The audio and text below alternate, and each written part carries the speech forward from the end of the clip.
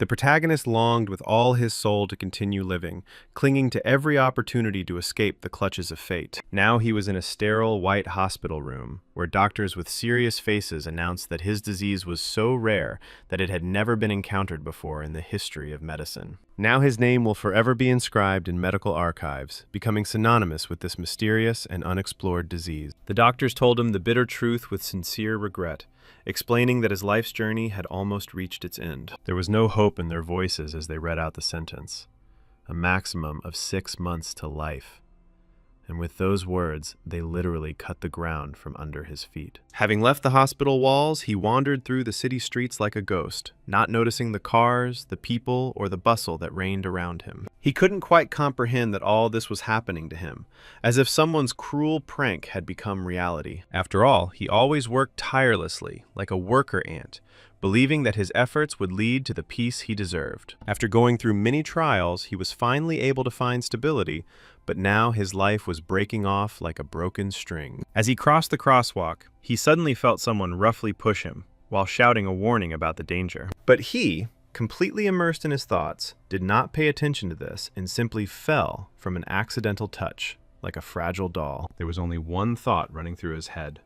How unfair it is when a death sentence comes unexpectedly, without the right to appeal. It is especially painful to realize this at the moment when luck finally smiled on him, because just the other day he won the best lottery of his life. He desperately wanted to live. He tried with all his heart to seize each day, because leaving this world was not at all in his plans. With tears in his eyes, he silently begged fate for mercy, ready to be happy under any circumstances, if only he would be allowed to remain in this world. However, even despite this desperate desire, he was not eager to cling to life if it turned into endless agony. Ultimately, his existence ended, only to begin anew, now in a new form, reincarnated as a skeleton who didn't even have the ability to relieve himself. Now he found himself in a dark and alien world, where greedy monsters attacked him from all sides, eager to tear him apart. But in this new body, he gained such incredible strength that he easily tore every enemy to pieces,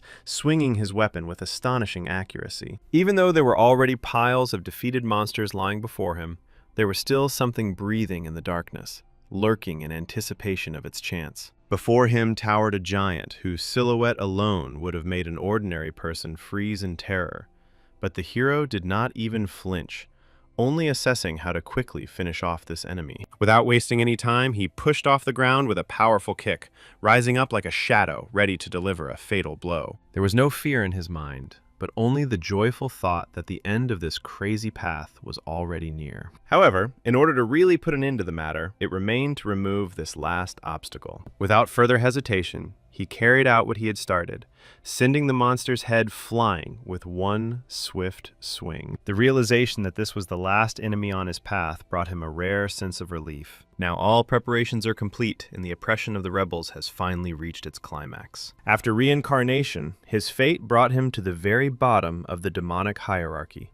He became nothing more than a pathetic skeleton. However, this was only the beginning, and gradually moving up the ladder of power, he became the king of the undead, a lich capable of raising even the most desperate demonic criminals from oblivion. Sometimes he wondered if he had now become completely bald.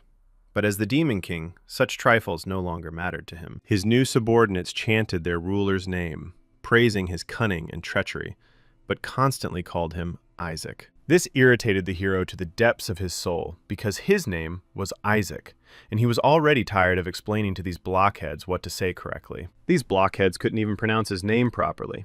But what was more important was that he was asked where he was going, and he answered without a shadow of a doubt that he was going to get his well-deserved reward. All he wanted now was one thing: to finally eat some food. Even the most disgusting one. And, damn it, to be able to use the toilet again like a normal person. Soon, he set foot on the sacred land of the Divine Kingdom, where his main goal was to be fulfilled. Without further ado, he announced to those present that he had destroyed all the enemies who stood in their way, and now, according to the agreement, they were obliged to return him to human form. In response, the interlocutor only raised his eyebrows in amazement, asking whether he had really already finished with everyone, since it was assumed that this would take at least 500 years. Somewhere nearby, a girl was whispering to someone, discussing how all the high-ranking nobles were now forced to work for him without pay. And then Isaac noticed with irritation that he could hear every word they said perfectly well. He didn't understand why everyone was still stalling, when it had originally been said that if he fulfilled his part of the deal, he would be made human immediately. However, instead, he was suddenly asked a new question. Would he agree to do one more small task? Even as a skeleton, he could clearly see that these tricksters would never stop, and perhaps it was time to show them who was really the boss. His patience snapped, and he shouted furiously, demanding to know why the hell they were trying to make him a slave.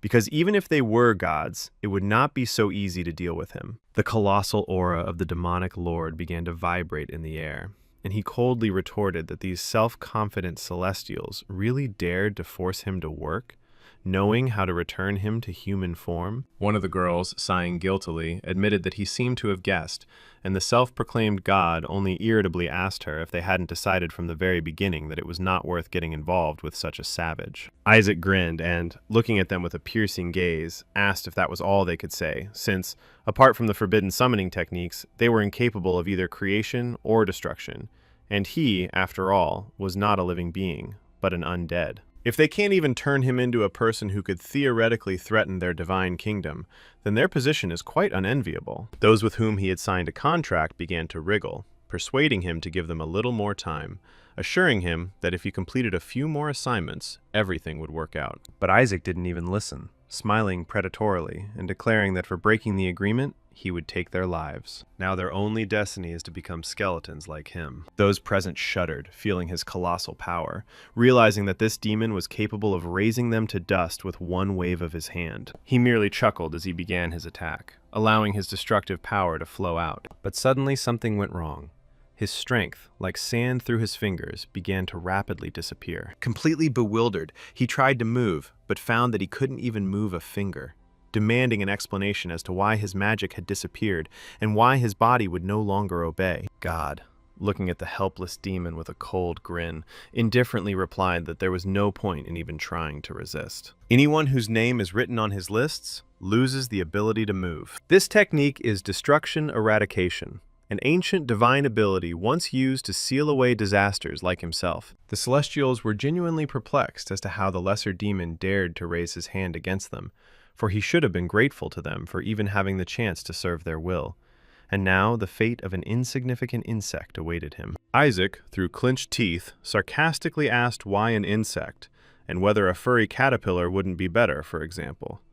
But all he got in response was a mocking, "Stupid demon," followed by a dark comment about how he seemed to still be obsessed with questions about hair. At that moment, he felt a strange, inexplicable trembling in the remnants of his power. He couldn't quite understand what exactly was going on, but he frowned and declared that these celestial fools had no idea what they were getting into. If these deities had planned this from the very beginning, then why did they drag out the time? Because he would rather turn himself into dust than allow himself to be turned into an insignificant insect. Those watching the scene realized his intention to destroy himself and rushed to stop him, but it was too late. The protagonist had no intention of stopping. His body was shaking from unbearable tension, and a wave of destructive energy began to pulsate around him. In an instant, a deafening explosion was heard, the destructive force of which spread for hundreds of meters, turning everything around to ashes. The deities, naturally, survived the catastrophe, but, looking at the chaos around them,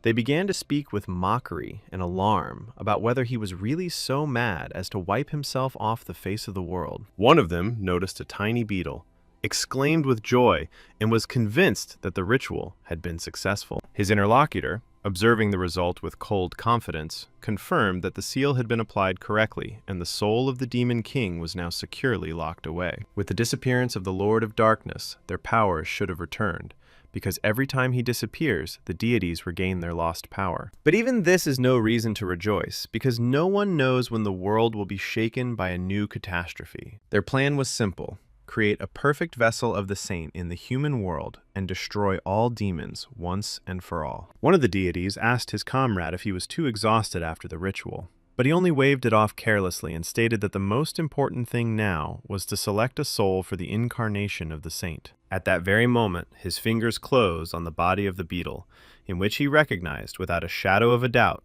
the captive demon king. Now this unfortunate man will be forever imprisoned in the form of a miserable insect until he realizes the futility of his existence. The first thing the protagonist saw after the flash was endless darkness, and in this darkness his thoughts raced chaotically, realizing that he had been deceived and deprived of everything. Perhaps he had become more stupid because his mind was now trapped in the body of a skeleton, although he had no particular desire to think about it, especially when a blinding light flashed before his eyes. Just when he thought he had no more hands, he saw two small hands in front of him, like those of a baby, and was surprised to feel the softness of the skin, the warmth, and the beating of life inside this body. It was unthinkable, but it seemed he was back in human form. What a vile game those who hate him more than anyone else in the world have started, because surely they made a mistake when sealing it. His train of thought was interrupted by a gentle female hand lightly touching his face, and then the girl leaning over him called him a saint and joyfully announced that he had finally woken up. Judging by her clothes and manners, she was a maid,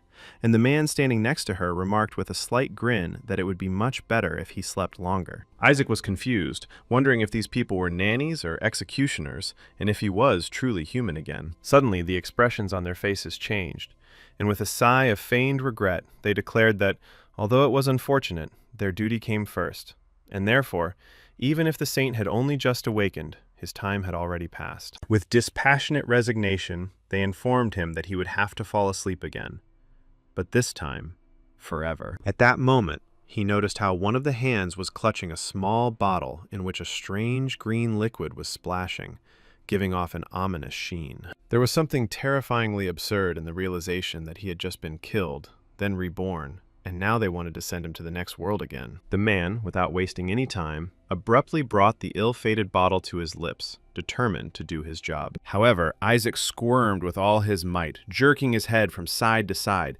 just to avoid touching the suspicious substance. The man holding him frowned and asked, with a hint of genuine horror, why he was refusing to drink. But Isaac couldn't believe the man was serious. He'd just acquired a human body, and now they were expecting him to voluntarily swallow something suspicious? He was given clear instructions to behave with dignity, open his mouth, and humbly accept his fate.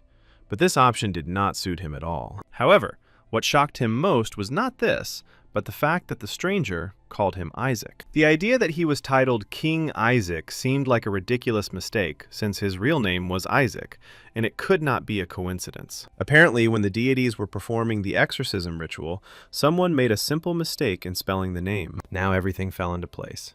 The seal had not worked, and instead of disappearing, he was reborn in the body of his namesake. So it turns out that these self-confident divine idiots ruined everything because of one tiny typo. While he was trying to comprehend what had happened, a bottle was mercilessly forced into his mouth. Gathering all his strength, he desperately resisted, pressing his lips together, until the man, becoming increasingly irritated, demanded help from his accomplice, not understanding where the baby got so much power from. However, as soon as a drop of liquid hit his tongue, he realized that it was just vegetable juice, albeit so disgusting that it looked more like scraps from the kitchen table. He had not yet had time to properly get used to the new body, but he already felt some ominous premonition awakening within him. At this time, in the heart of the Holy Empire of Hela, within the walls of the Central Eastern Temple, they were preparing to receive important news. The Holy Father walked slowly through the church, anticipating the moment when he would be informed that the boy had finally left this world. Suddenly, another man appeared in the bishop's path, and with a smile announced that he had good news worthy of the bishop's own ears. It was none other than the emperor of the Holy Hellen Empire himself,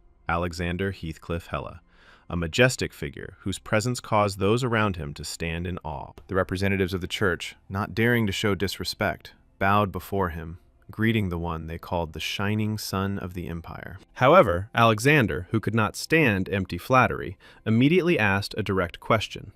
What was the bishop doing here, and why were such important matters being decided without him? The old man, with a submissive expression on his face, replied that Joshua's family had come to greet the candidate for sainthood, as the Holy See was extremely concerned about his fate. The emperor nodded, instantly grasping the essence of what was happening, and calmly said that if it was a saint we were talking about, then he himself must personally make sure that everything was in order. After all, if a saint is left in the care of the papal throne and something suddenly happens to him, the consequences will be far from rosy. His interlocutor, feigning bewilderment, was about to answer, but at that moment a loud, piercing cry was heard, causing everyone to become wary. The scouts immediately reported that the scream was coming from the room where the candidate for the role of saint was located, and the bishop, unable to hide his pleasure, only smiled wryly. However, Alexander did not waste any time. He burst into the room and demanded to know where the boy was. A maid appeared on his way and, stammering, explained that she had screamed not out of distress,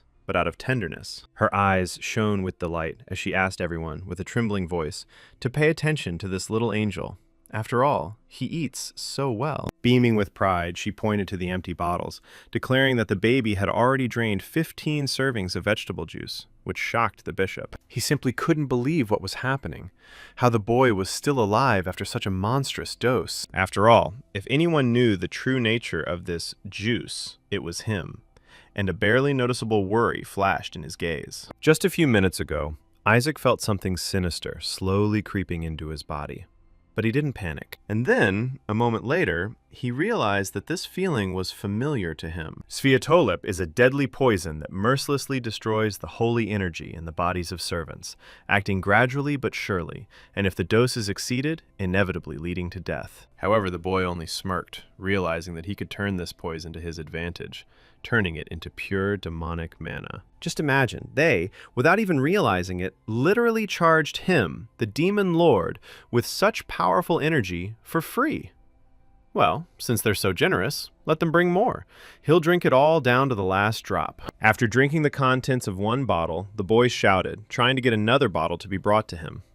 The man asked if he really wanted more. This made him happy, and he said that he would gladly give it to the baby. The more he drank, the better it would be.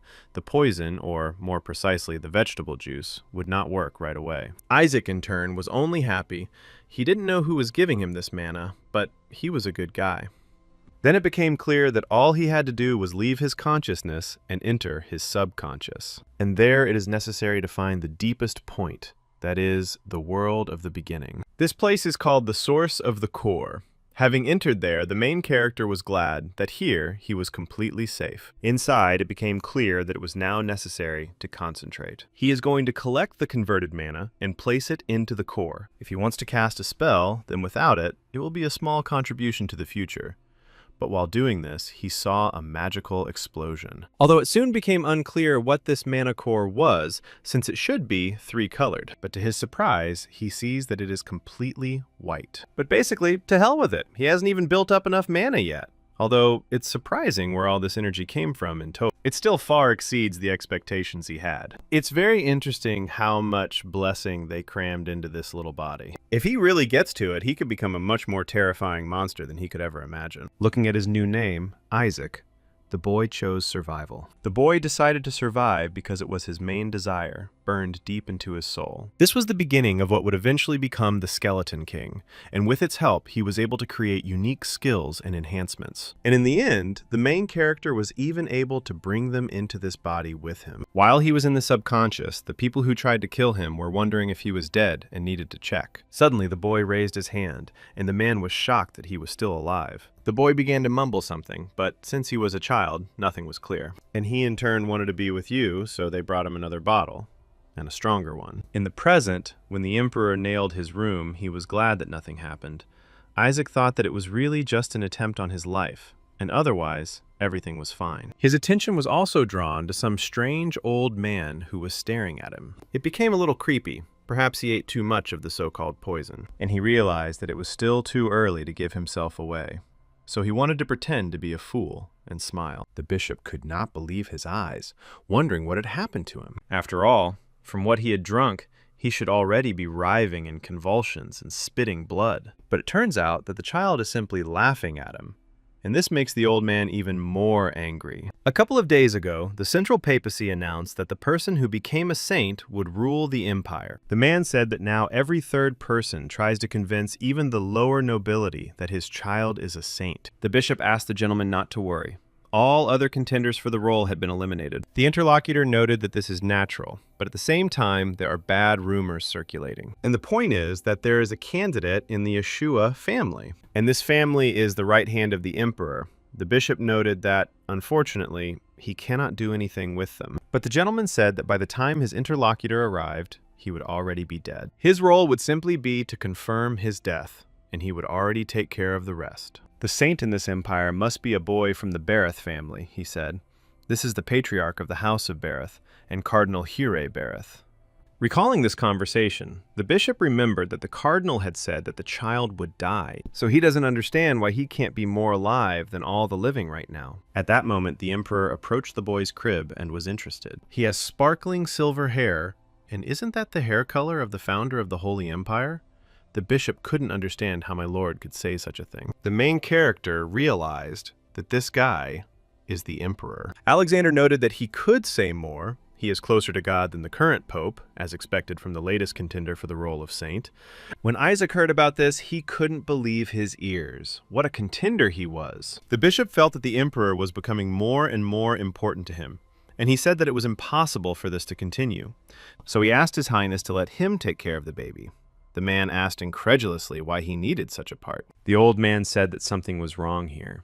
A newborn could not produce so much juice, but the emperor did not understand what the problem was. A candidate for the role of a saint was drinking the drinks of the clergy. The boy was called that he was the king of demons who became a candidate for sainthood, and it was unclear how this happened at all. The bishop continued to say that it was better to make sure that everything was in order, so let His Highness allow him. But the emperor again refused, stating that he should wait for the man from the house of Yeshua. While you were not speaking, undigested dark mama came out of the boy's mouth. He became wary, wondering if he had been noticed. The bishop immediately turned to my lord, saying that he had just extracted dark energy from the baby. This is surprising and no less suspicious in relation to him. The hero couldn't believe that the scoundrel understood everything. The old man said that it was quite possible that he possessed mana, and this was unacceptable, so he would contact the inquisitor immediately. The emperor asked how he could say such a thing about the president.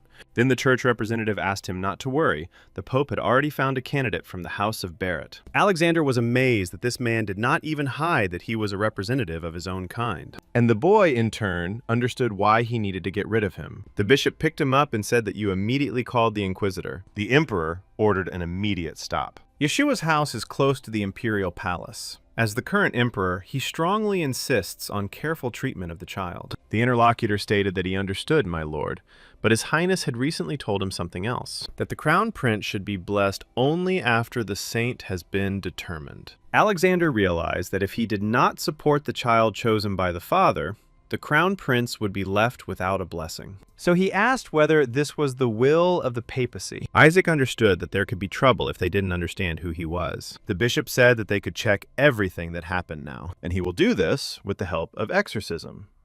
And while he was saying this, the boy grabbed the bottle. The old man continued, if he's human, he's in no danger, but if he's a demon, everything will come to light. At that very second, the main characters hit him very hard with that same bottle. So much so that blood gushed from my mouth and my teeth started falling out. The hero smiled as if he were a baby and thought that he would simply play the role of a child. The bishop could not believe what had happened because the blow was too strong for a bottle. And those present said that the light, which he does not happen to be, is divinity, and the child is definitely a saint.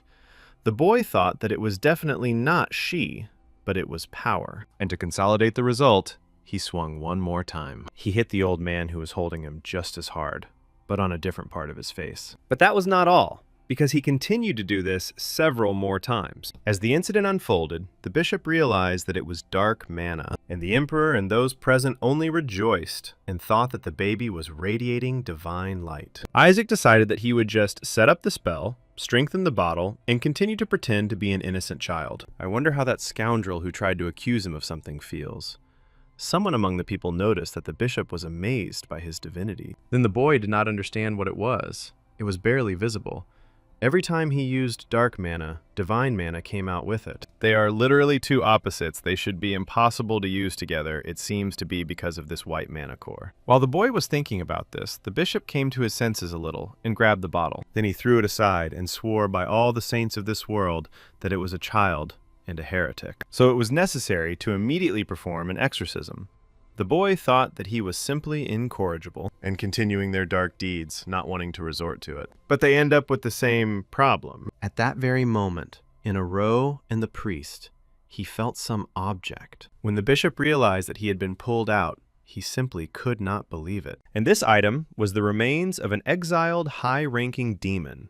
That is, a totem. It is an item that has inherited the demon's ability to absorb the powers of their own kind, which he wears in case of a demon attack. The old man could not understand how this baby could know about him in general, but he was even more shocked at the moment when the boy threw the object aside. At that moment, Isaac wanted that bastard to watch closely, because he couldn't leave him alone. And now it was the protagonist's turn to attack him. When the demonic hand fell to the ground, he used his power, and a demon burst out of it. While the emperor and his knights were bustling about, the boy was wondering how the bishop was now planning to fight back. One of the knights asked where the shadow lich could have come from, and the emperor immediately turned to Bishop Masa, asking what all this meant.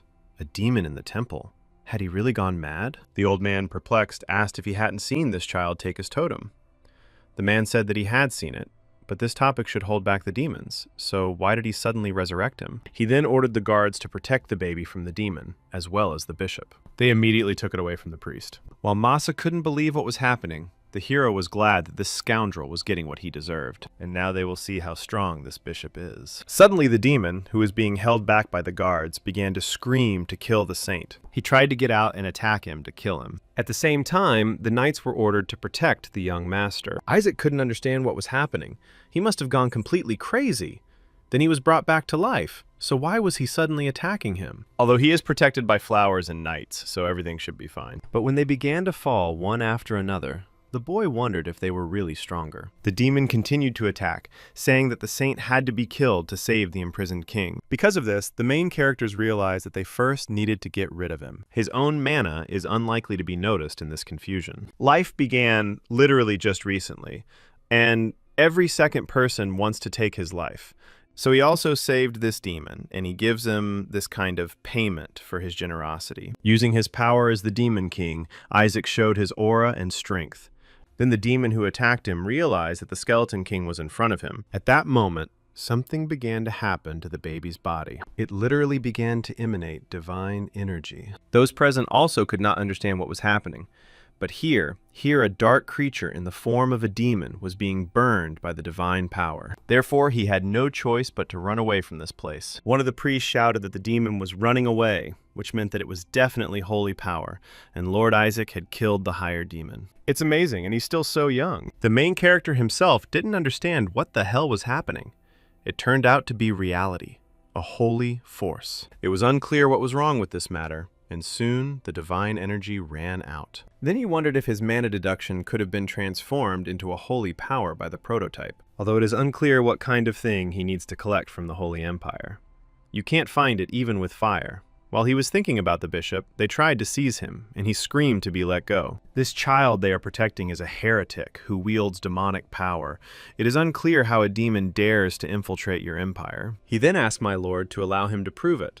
As soon as he performed the exorcism, he would see everything. But Alexander told him to stop accusing the innocent pretender of heresy and calling upon the highest demon present from their knights of the empire. Even as a member of the Holy See, he certainly cannot escape punishment. Despite the whole situation, the old man realized that the seeds of doubt had been sown in his mind, so he would soon find out about the spy. And if this happens at the Holy See, there could be problems. Because of this, even at the cost of his own life, he is going to save his family. Therefore, using his power, he summoned a monster and was going to at least finish off the challenger. The magical creature immediately rushed towards the boy. The hero wasn't worried, thinking, what a stubborn ass he is. He finally showed his fangs. Does he seriously think that this weak attack will finish him off? Although he soon realized that everything was not so simple, where his mana ran out. When it turned out that there was no way out of this situation, someone from outside came to the rescue. It was a man who was angry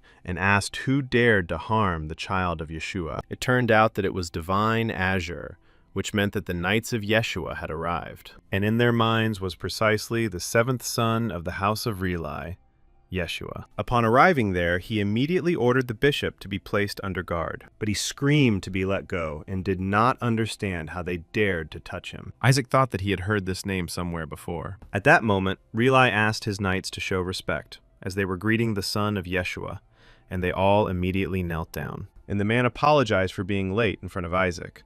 The boy really liked this.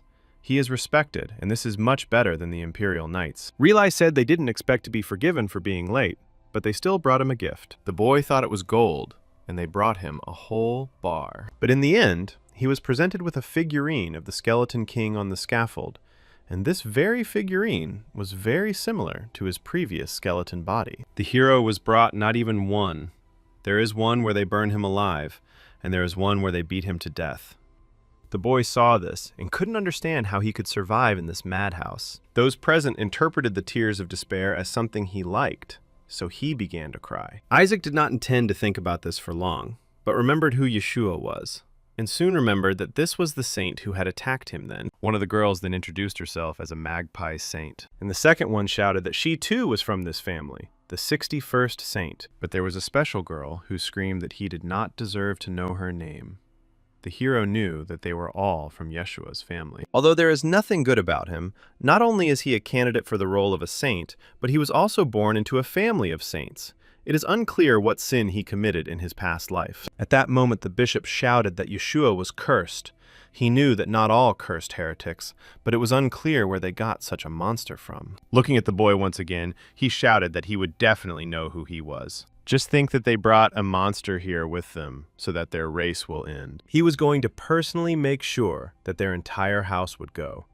But before he could even finish saying this, a blade flashed past his neck. Luckily for the old man, the one who made this unnecessary new thing wounded him. And then he told him to thank Mercy and Yeshua for the fact that his head was still on his shoulders. The hero realized that this guy was good. He allowed himself to beat the bishop for insulting the family. Perhaps, if he was properly convinced, he would want to destroy the Holy See. The knights asked the young master not to listen to them. He didn't need to know this. But the boy thought, damn these cretins, because he didn't like this attitude. He seems to remember their blue clan. They are strong opponents. I'm sure his former minions would have trembled in horror at the mere mention of them, and how he wished at that moment that they would stop anyway. Soon the emperor broke the silence, declaring that he was in Rylai's debt. He asked if he would tell the head of the house that the imperial palace wanted to raise the baby. The man remarked to the creature that he must be joking, and the boys were glad that the imperial family wanted to raise him. Alexander reported that all forces from this empire will clearly target the young gentleman. I am sure that the name of this famous, their lineage is indeed strong. But can the divine azure in its current state protect it? Dad will definitely be unhappy with him, because the color of his hair is a symbol of the founders of the Holy Empire. Isaac became interested in what they were talking about. The emperor also noticed that the Skeleton King himself might be hunting the boy, which surprised the hero, and he wondered why he would hunt himself. Reli asked for forgiveness from his majesty, but this child Yeshua has been returned. He will be in their family. Whether it's Dad or some Skeleton King, their family will cope just fine. Moreover, he is sure that the previous Saint Melissa would have been happy to meet the authorities. The emperor noted that he would not even argue. Then the interlocutor asked how they could allow the direct heir of Saint Melissa to grow up in the imperial family. This name was very familiar to the boy. He wondered if this was the same one with whom he fought before entering the world of the gods, the one who had gone crazy. It turns out that he is not only a pretender born into a family of saints, but also a direct heir to Melissa, which made it even harder to understand what kind of life this is. Speaking of the saint, after countless defeats against the Skeleton King, saints were created as the strongest possible weapon. The hammer of the gods, the punisher of evil, the pure power that carries divine light in the main luminary of the Holy Empire, the highest rank of Knights of Light. Seeing their incredible power, everyone believed that the Skeleton King's days were numbered. The saint had strength and protection comparable to spirits, vitality, the beauty of self-destruction, and much more. However, even with all her advantages, the Skeleton King was simply merciless. He easily dealt with even this deadly weapon. But he never killed Sveta, because it would only make things worse for him. If he killed the saint, her holy energy would return to the gods. In that case, he would not be able to invest it in a new, more powerful saint, But the last saint was terrifyingly strong, the boy thought to think. Only, it is possible that she is now his ancestor. Riley said that the saints exist solely to kill the Skeleton King, and only their family produces saints. So their goal is to fulfill God's will. He is confident that Yeshua is more capable of protecting this child. The knight of this family stated that this was true, and whether they knew how many saints had died at the hands of the Skeleton King, the hero thought that they were lying, because he had not killed anyone. Then they started blaming her for locking the saint in the labyrinth because he thought she was weak, or for the 5 dying from stress. But the boy continued to think that he was not to blame for everything. And it was true. Seeing his anger, Riley told him not to worry. Even if he was cursed, they would protect him. But Isaac just wanted them to leave him alone. And the man who was holding him kept repeating that they were happy about his birth. His parents wanted only one thing from him, and this is so that he does not grow up as evil as the Skeleton King. Isaac understood that these were parents he didn't even know, and he was already mentally apologizing for letting them down. The emperor then asked his interlocutor to think it over again. The king's skeleton had already been sealed 150 years ago, which surprised the boy, and he thought that Melissa was already dead. Alexander said that during this time, the demons had gathered their strength. Saints were needed not only by the Holy Empire, because their power was indescribable, and the imperial family was no exception. But at the moment, the saint is no longer with the family, and Yeshua is no longer there. A year has passed since the saint gave birth to this baby and disappeared with her husband. The boy was extremely amazed, realizing that his mother was also a saint. Riley said that maybe she was gone, but the matriarch was still strong, and their family would protect him. Isaac thought that nothing could surprise him anymore. His mother was a saint. Much more surprising. Suddenly, the knights began to discuss whether Madame Melissa had gone to deal with the Skeleton King's minions. She would return soon, and the matriarch would be glad to see her grandson. The protagonist was completely shocked, and Alexander said that it would be a long time before she returned. It seemed the baby was not well. Was everything okay with him? Isaac himself knew that he was not okay at all. He just found out that his main enemies were still alive. As soon as Melissa finds out who he is, he will get a hammer on the head. The rest are still okay, but she is a completely different story. And in order to survive, he would like to go with the emperor, so he winked at him. The emperor said if they saw that he also wanted to go to the imperial palace. Riley said that the boy had simply gotten used to him. Alexander insisted that they could provide him with many opportunities, and that their mouth might be capable of raising saints, but they had never yet raised a bright boy. The interlocutor noted his destiny to become a knight exorcist, and Yeshua's family trains them better than anyone else. Besides, he is the first holy man in the world. It is unclear where the imperial family suddenly acquired experience in raising them. While the men were trying to divide the boy, he begged the Lord to deliver him from these crazy people. He thought that he had already decided that he would go to the emperor, so that was enough. And also the light of survival came from the emperor from the very beginning, which means that with him, the chances of survival are much higher. This opportunity cannot be missed. Suddenly, the emperor said that this was a wise choice for the baby. At night, the bishop sometimes justified himself by saying that he was innocent, that the monster used manna and was the spawn of demons. The one who judged him said that holy power is bestowed by the gods. So does he really mean to say that the gods have bestowed it on a miserable demon? The old man saw the weapon in front of him and shouted that he definitely saw manna, or, in their opinion, he could have confused manna and holy power. He was then informed that the Holy See had already passed its sentence. When the blade reached the man's neck, he knew he was finished, and the cardinal continued to say that this was blasphemy. After the bishop's murder, the subordinate informed his master that he was organizing another squad of assassins, but he replied that there was no need to do this. The emperor would take the child. There will be plenty of opportunities to get rid of him in the imperial palace, so he will definitely die this time. Now the main character was heading to Yeshua's estate. A couple of days ago, he didn't understand what this bright light was. Riley kept telling his imperial highness that their family's estate was not a very good place to raise children. Surely for him, but just empty, filled with demon corpses and mana cores.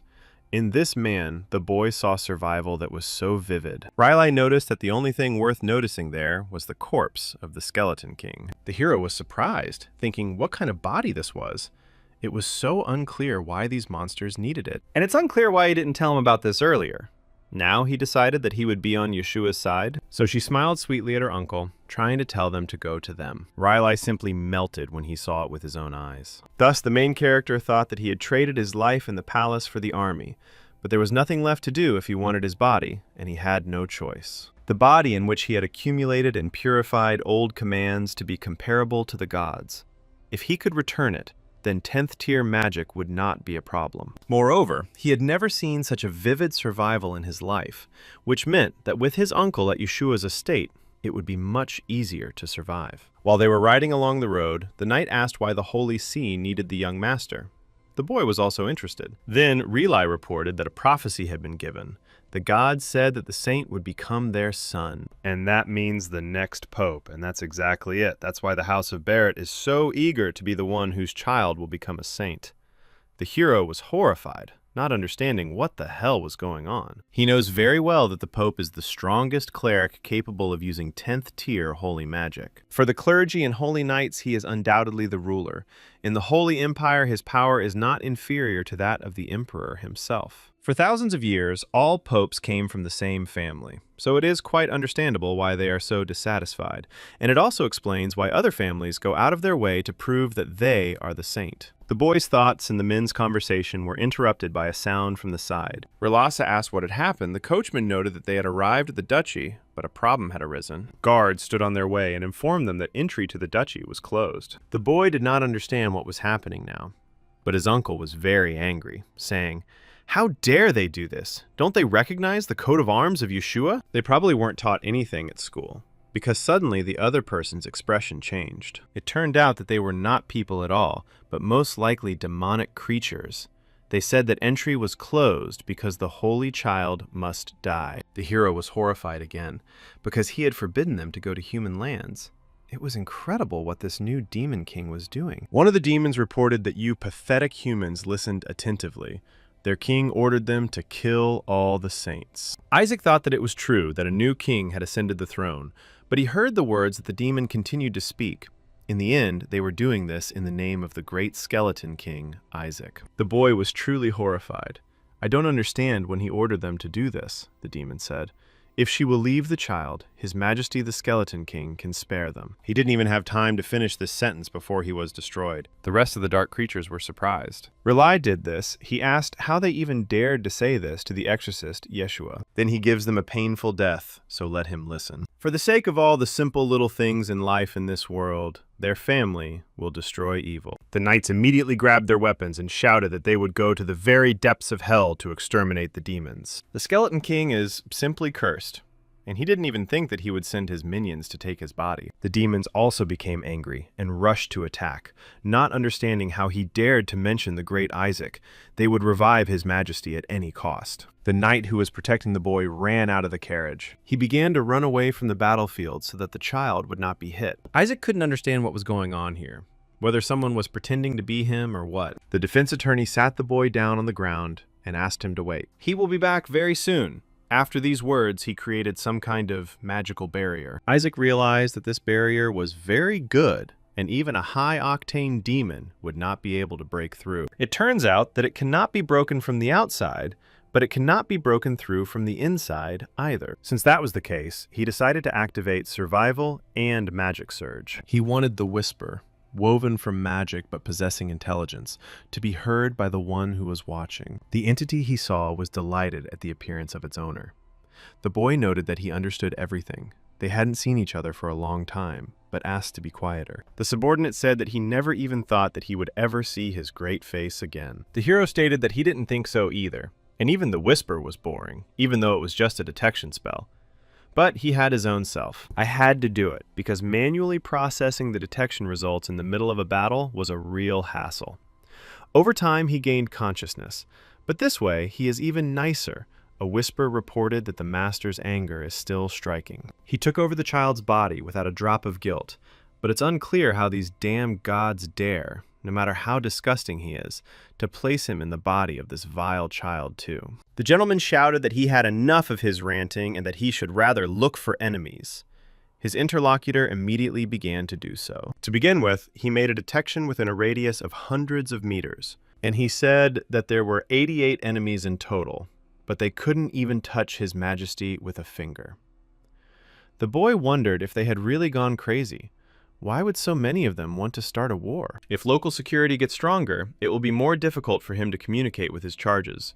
It's terrible that at this rate he will have to kill them himself before Yeshua understands anything. Even if you have to spend all your accumulated mana, you have to do it. Suddenly, a whisper announced that there were fewer and fewer enemies left. The number continued to fall sharply, and there were already 31 of them. The hero didn't understand what was going on there, but his uncles reported that someone was approaching them. The demons also took notice of who had arrived. One of them was glad to see his brother, and he asked to kill this saint together, who was so displeasing to them. The whisper informed the master that there were no more enemies left, and the Shadow Lich had been discovered, who was very angry and said that if they dared to touch his king, they should be killed. Isaac couldn't believe his eyes and realized that he too had gone crazy. Previously, Isaac had freed him, and the Shadow Lich had become filled with an obsessive sympathy towards him. Now the creature was telling them not to even look at this child with their disgusting eyes. Otherwise, if they continued, he would rip out their eyes. But there was a problem between them, because people did not know the language that the Lich spoke. Isaac was amazed. It seemed he realized that he was the Skeleton King. His loyalty was commendable. But it's unclear why he actually decided to show up now. While the knights rushed to attack, the boy muttered something. Naturally, no one understood him, and he told them not to touch his food. The knight who was protecting him asked him to calm down. They would finish everything soon, and the Lich was glad that his master noticed him. He now had a reason to live. After which, he immediately headed towards the master. Uncle noticed that he was heading towards Isaac, and that he needed to be stopped. The Lich said that these paladins were pathetic. It was unclear how they dared to lock him in this insignificant bubble, and the hero was glad that his subordinate noticed him. After all, he couldn't let his mana snack die, so he wanted the Lich to break this barrier. The subordinate, to his surprise, understood and immediately hit the barrier very hard. The knights present could not believe their eyes when the barrier was destroyed, and the Demon King praised the Lich for doing it. Then he touched him and said that now it was time for him to rest. The devoted ward did not understand why the master was treating him this way, and soon turned out to be a romantic artifact. Relay, like the others, was discouraged, thinking about how the boy had just compressed him into a totem. Instantly totemizing a demon is just wonderful. He is so good. It is a holy spell that can only be used by the strongest, such as saints or cardinals. Riley was not as happy as everyone else. He said that it was totemization, but he did not feel a drop of this power. The knight noted that convincing a person reveals his potential, and this Lich immediately rushed to the young master. He probably realized that the baby was a threat to his existence, and tried to get rid of him first. The young master is so great that he is definitely a saint. The commander understood that this man was right about this. The demons really had come for him. Even if he was not a saint, he was definitely special. But unfortunately, it is not clear why it is a boy. It must have been because of the Skeleton King's curse that he suddenly heard his war. He spoke as the captain of the divine Azure.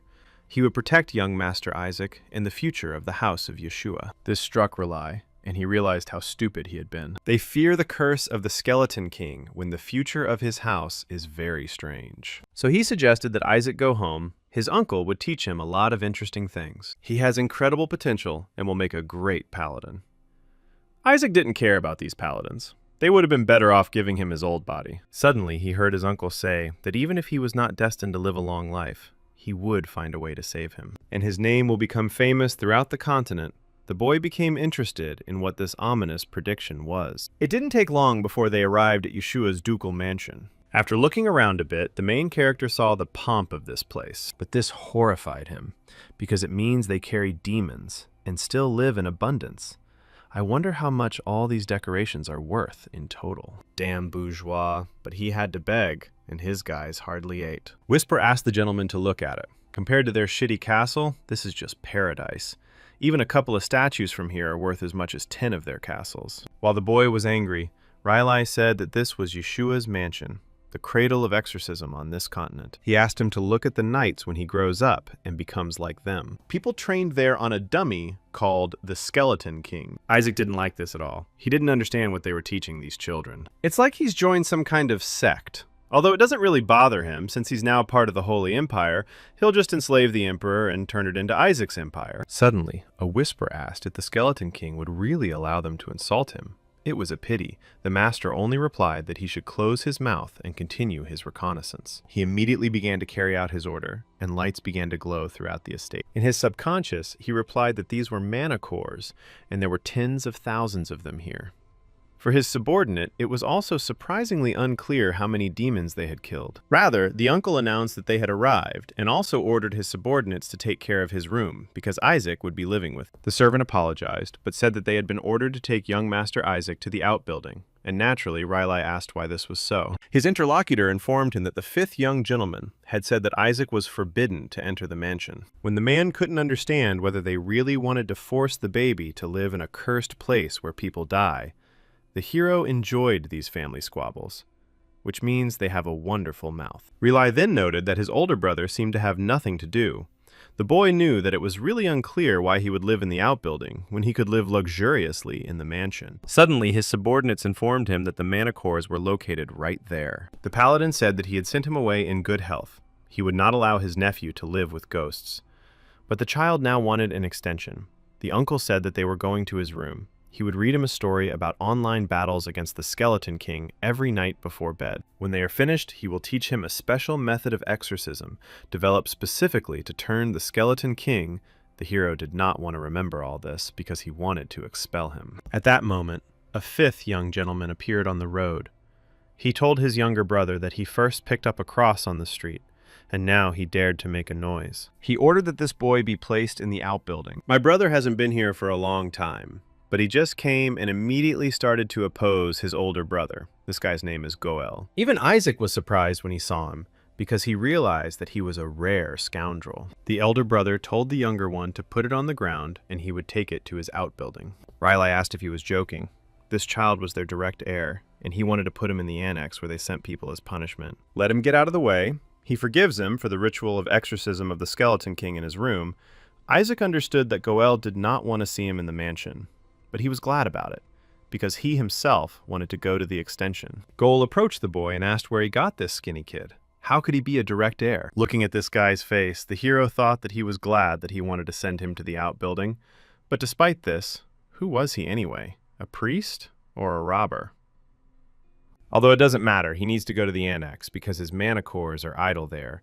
Riley didn't want this and told his brother that he knows everything, why he is sending him there. Wants to make him look cursed so that he will be eliminated from the fight for the inheritance. The hero was intrigued by this. He understood that he needed to suck every last drop out of this family to become a saint, and then a pope, because how else could he take revenge on the gods? Goel noted that demons had already tried to catch him, so he was cursed. But one of the knights said that this was not true. Moreover, the young master himself had driven out the demons. The fact that the demons attacked him only means that he is dangerous to them.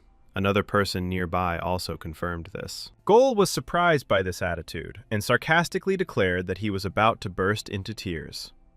Everyone formed a wall to protect the piece of garbage. Let him shut up. If we think it's a station, then let him prove it with some skill. The whisper suggested to the gentleman to order this by calling on a meteor. Soon the man said, if he is a saint, then how about this? Let this symbol of their home, or whatever they call it, the tree that the Duke loves so much, save them. We are talking about a divine tree that died after absorbing demonic energy. But if he is a saint, then it will be a piece of cake for him to revive it. While the men were talking, the boy thought about what Melissa had actually fought for. Her descendants had grown up.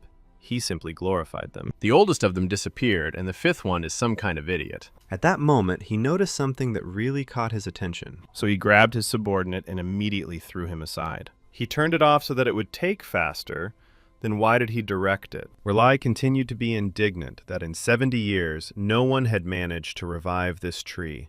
And he wanted the little one, who still didn't even understand his words, to do something. Suddenly they heard some noise and were amazed when they saw it. And this is because the divine tree, which was dead, suddenly rose again. Goel said in horror that even healing and cleansing rituals did not save him. The main character just smiled and thought that there were no problems. He simply noticed a lot of residual demon mana in the tree's roots and sucked it out.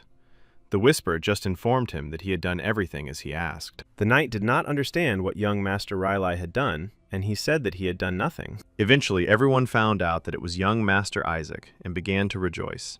But Goel asked if they had really gone mad, since no one on their entire estate could do anything, And here, in their opinion, a baby had managed. Someone must have intervened, and it was Riley, but no one listened to the man because the knights were praising the saint. Gol was truly angry about this and asked his brother what he had done. He was perplexed, and the elder brother rushed at him, saying that he had received the powers of a saint and was now pretending that this trash had done everything. Until he started arguing, those present did not understand what was happening, and the boy thought that the demon hunt could wait and let Melissa return and take up his upbringing. It's unclear why Uncle's older brother doesn't look like Melissa at all, and Uncle himself is literally her in a man's suit. Whisper noticed that perhaps he was a half-breed. The gentleman liked this version, and he thought here, doesn't he look like his dad? And Goel continued shouting that he knew everything and that it was enough to hide it. He didn't understand why they were taking him here. He brought this trash. He just wanted to push him into the sainthood, and that's all. And they've had a candidate for a long time now. Isaac was curious about what kind of scumbag this man wanted to see as a saint. Then his ward, he noticed, was too calm for someone who had competition. The hero said that he did not consider his competitors to be his equal. Rely at that time slandered him. Does he really want to be with you? He abandoned him. The boy is, after all, their nephew and the son of their older brother. So he has every right to the inheritance. Goel called him stupid. What kind of older brother? Wasn't he the one who ran away as soon as there was a smell of danger? Who simply confronted them with the fact that he had created this garbage and disappeared without a trace. The boy understood why they treated him like a bastard. The man continued to speak, but he was probably the son of a saint. She was just a half-breed, picked up from the street, but still a saint. However, is he really sure that this is their brother's son? He definitely looks like her. If she wants to be useful, let her sit in her room and give birth to one thing after another. He didn't even have time to finish this sentence before his brother's fist hit him in the face. The main character was glad that this was an excellent upbringing, and they also told him a lot of good things. The brothers continued to fight among themselves, and they tried to stop them. The boy thought he was already feeling better, that in such discord the family would not even have to be divided and would immediately begin to rule. He is going to completely destroy the family of this damned woman. The subordinate asked him if he thought that if he destroyed this house, then he would no longer have anything at all. The hero just asked him to shut up. A little time passed, and he, as usual, sat and did nothing. But at that moment he became very angry, thinking how it was freezing him out. He was at some discussion. They were saying that a boy had been born again. But why should they raise him? Isaac was now convinced that Yeshua's entire house was for the insane. Someone said that when they took a commoner and raised her to be a saint, the least she could do was give birth to a man who wasn't useless. And these words made the boy even more angry. Suddenly, the woman sitting at the table also asked to calm down. Turning to Rely, she noticed that a branch of their family said that he was ready to take him under his wing. This woman's name is Henna. She is the second wife of Eli Yeshua and the current manager of the family. Thus, she asked why he brought him to the main branch. The hero realized that she did not even hide her hostility, and that's who suffered him in the extension. Goel called his mother the current manager and said that she was asking a question and he was not hearing the answer. For the hero, it was even worse that she was the mother of this donkey. Rely realized that his father had left his post after all. The woman noted that he had been away for a short time. All the fuss with the applicants had worn him out. Riley stated that he was sorry. It was necessary to inform him that his first grandson, Isaac, had resurrected his beloved divine tree. Those present could not believe that this had happened. Goel reported that it was a coincidence. How could the property do something like that? And it was the result of their joint prayers to the house of Yeshua. The old woman said that she also thought the same, that the head of the house had been trying to do something to him for many years, and it was unclear how a child could cope with him. Hana supported her, stating that, more importantly, there was no evidence. The others also agreed with this, but the boy didn't like it. He understood that this meant they wanted proof and were going to show it to them. Therefore, using his own strength, he immediately attracted the attention of those present. He wanted these bastards to watch carefully. Soon someone shouted that this was already the power of the divine tree. It seems that Isaac was the one who got rid of the mana poisoning, the courageous tree. The old women began to say that they knew that there was mana left there, but how the baby got rid of it? They noted that it could not be otherwise. He absorbed the mana and embodied it right before their eyes. The man sitting next to her said that it was true that her exorcism was a complicated process, and if one was not careful, the tree could die completely. That's why the leader ordered to purify him and not to expel the mana. Goel was horrified. I wonder if they really want to say that this adult piece of meat has abilities. Riley reported that Isaac had undoubtedly followed his instincts and expelled the mana from the divine tree. This baby was able to do in a matter of seconds what no one in their entire family had managed to do in 70 years. His older brother considered it and shouted to the elders that it was nonsense. It is unclear how a baby can perform the rite of expulsion. He even says he cannot yet. If they allow such rumors to spread, their house will become a laughingstock. Let them just look. He doesn't even look like his older brother, and he definitely doesn't have the blood of Yeshua in him. He's probably the son of some beggar from the slums. In defense of the boy, Relai asked him to listen. One day, this child would become a saint. And in the future, he might even become a dad. But his greatest achievement will be to kill the Skeleton King. For Hana, it was just funny. She thought that he was digging his own grave. Therefore, I said that if he thinks so, then an investigation needs to be carried out. She will request access to the treasury of holy artifacts. To the northwest of the Holy Empire of Hela, a battle with a monster was taking place in the Black Forest. The man who had just killed the creature hid his weapon and said it was boring. Suddenly, a subordinate came to him and greeted him, and the boss asked what had happened. And the interlocutor reported that the current deputy requested access to the treasury of holy artifacts. Eli stated that he had already spoken about the Holy See not having access to her, and the subordinate stated that she was not asking for the Holy See. His grandson saved the divine tree, so the deputy wants to check if he really is a holy boy. The head turned to him and asked why there was a saint in his house. He refuses that no one will survive in this place except the challenger. Let them stop the senseless disputes and exceptions he allows. He does not intend to. Suddenly, a female voice appeared behind him and asked for permission. So it was Isaac, and he saved the stagnant tree. In that case, maybe it's worth checking it out. It's the matriarch of the house and former saint, Melissa Yeshua. And since they are going to open the treasury, it is possible to throw all the applicants in there. The ward asked, but could a child of another house really take the most valuable artifact? She replied that it would be even better that way. It was high time to do it. Even the greatest saints in history couldn't. But with him, they can definitely find the Skeleton King and get rid of him once and for all. Moreover, she is going to generously reward whoever can carry him out of there. Let everyone know that those who can extract the most valuable artifact will receive a reward that even the papacy never dreamed of. They will receive not only a hidden family heirloom that the house has passed down from generation to generation, but also personal teaching, which she will conduct. The woman is going to teach the one who has succeeded everything she knows. The treasury had been burying flowers, artifacts, and secret techniques for many thousands of years. Generations of saints had maintained it in good order, meaning Yeshua's house could be called its rightful owner. Since only children under 10 years of age could enter, the treasury was used to hold a first birthday ritual for the aspirants. Their abilities were then measured by what item they brought out of it. However, it was by no means a safe place. Even a challenger could die there, and after numerous deaths within its walls, the treasury was sealed. Speaking of this, the Whisper asked the gentleman if he could take the saint's treasures out of it, and he asked why he was in charge of the exhibition. The interlocutor did not understand whether he was not waiting for this moment, to which he received a positive answer, because they say that's where the body of the Skeleton King is located. At that moment, a knight approached the boy, asking if he really couldn't wait. The matriarch opened the treasury to all applicants. Children from all 5 great houses will gather, even from the house of the damned dad.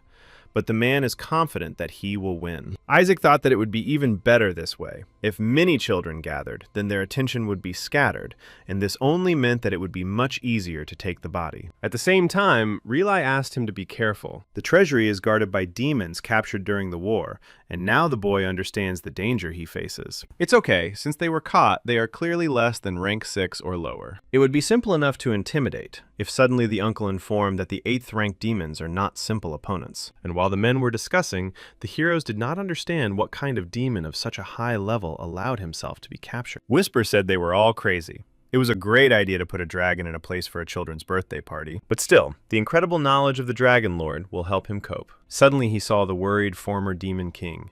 The boy thought the dragons were dangerous, but for a completely different reason. It turns out that he was constantly breeding these creatures, so a huge number of dragons became angry with him. Isaac realized that things were bad, and that they had incredible memories, and it would be bad if they noticed his soul. There is no other way out, since the treasure houses many high-level demons and a dragon. He can only deal with 6th-rank enemies with his current strength. In order to defeat them, he needs to sneak into the outbuilding where all of Yeshua's war trophies are kept, and, of course, steal the mana cores from there. After some time, Isaac was sitting and looking at some book. Whisper asked the gentleman if everything was okay with him. He looks like he is about to be played. The boy at that moment was reading a book of saints about 10 spells that can destroy the Demon King. The boy thought, if only he knew how to control this power, he could easily learn it. He wished that some Ukrainian would tell him about it. He just needed to control his mind and force him to teach it. The whisper told the gentleman that he was using dark magic in the center of the clergy. Did he really want to raze this house to the ground, revealing his demonic essence? The hero could not understand what had happened to him in 150 years. Then he began to mumble something, saying that he did not understand anything because he did not know the theory. Then his uncle came up to him and said that she looked tired. It looks like he had a really busy day. Isaac thought it was right. Children his age should sleep 16 hours a day. Suddenly, the man next to him started doing something. It turned out that it was a holy restoration spell. The boy liked it and wanted his uncle to use an attack spell next, but the whisper asked him not to move. He would have liked to go to the outbuilding as soon as possible and for them to leave. Then the hero would have understood that this was true. You need to escort these people as soon as possible. So he decided to fall asleep.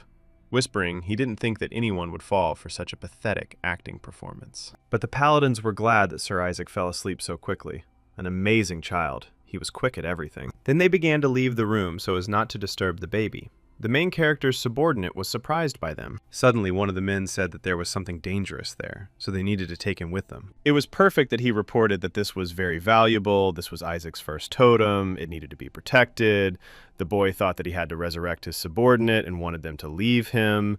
But in the end, they took it away from him, which was bad because the boy needed to have his mana pumped out of him. Although it's not so bad now, he can assemble it from the extension. So, just as he was about to carry out his plan, a whisper asked if he really wanted to crawl all the way to the extension. The hero replied that he had a plan, so he simply asked to open the door. The subordinate said that he would do everything, but he couldn't carry him the whole way. Then he reported with surprise that his uncle had closed the door, the locking mechanism was on the outside, and even a light spell had been cast on it. Isaac ordered to break it, but his ward noticed that they would think that they were attacked and would come running here. This made the hero even more angry.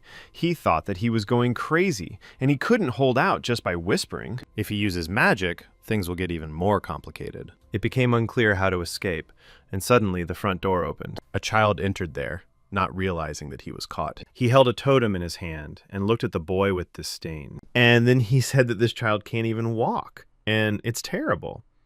This guy is the son of Howell Joshua and a holy candidate of the house of Joshua, whose name is Shuri. The hero immediately wondered if this could really be his rival. And the boy who arrived thought that even his genius couldn't make the totem he was holding in his hand. So this brat couldn't do it either. Suddenly he started using his magic, attracting Isaac's attention, and then he proudly announced that he would become a saint. It is incomprehensible how this boy dares to want what belongs to him. All this was his plan to save Joshua from the curse. The hero did not want to listen to him and, using his strength, hit the grief with an object. And then Isaac smiled, because he had found someone who would carry him. Shuri, angry, asked if he even knew who he was.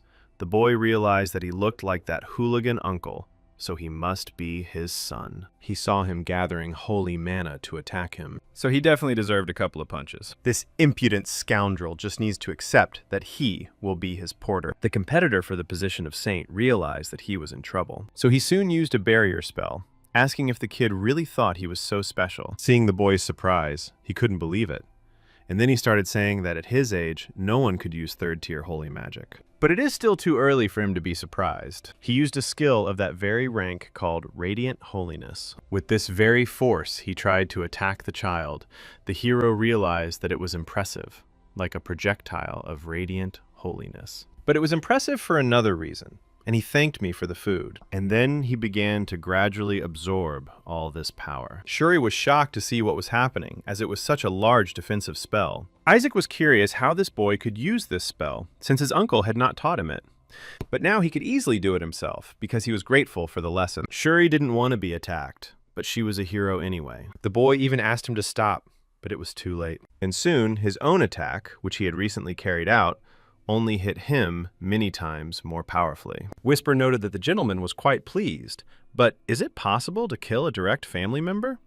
The hero asked what it meant to kill, because in the end, he didn't even scratch it or hit it. Shuri stood up, angry at the kid, and said that if he couldn't even hit him, then he shouldn't have scared him. No matter what holy art attacks he uses, he cannot defeat the holy candidates who have already awakened at that moment. It was the same dark lich who declared that this boy dared to attack his king. It only means that he wants to die. The brother-in-law couldn't believe it and was very scared. And the former demon king climbed on top of his subordinate and laughed. Having declared that this scoundrel was taking him where he needed to go, Shuri Joshua was determined to become a saint, no matter what. He wanted to escape from that damned Joshua's house and be a dad, but now he was horrified and didn't understand why this little brat was bossing him around. The main characters in turn directed him straight to the required extension. The boy did this because he was frightened by the lich, who had just ordered him to move before he tore the insignificant human bug into pieces. In the end, Shuri decided to just focus on surviving for now. But at the same time, he really wanted at least someone to save him. Isaac's journey continued, and he drove his cab. He, of course, didn't like the way this boy was driving him,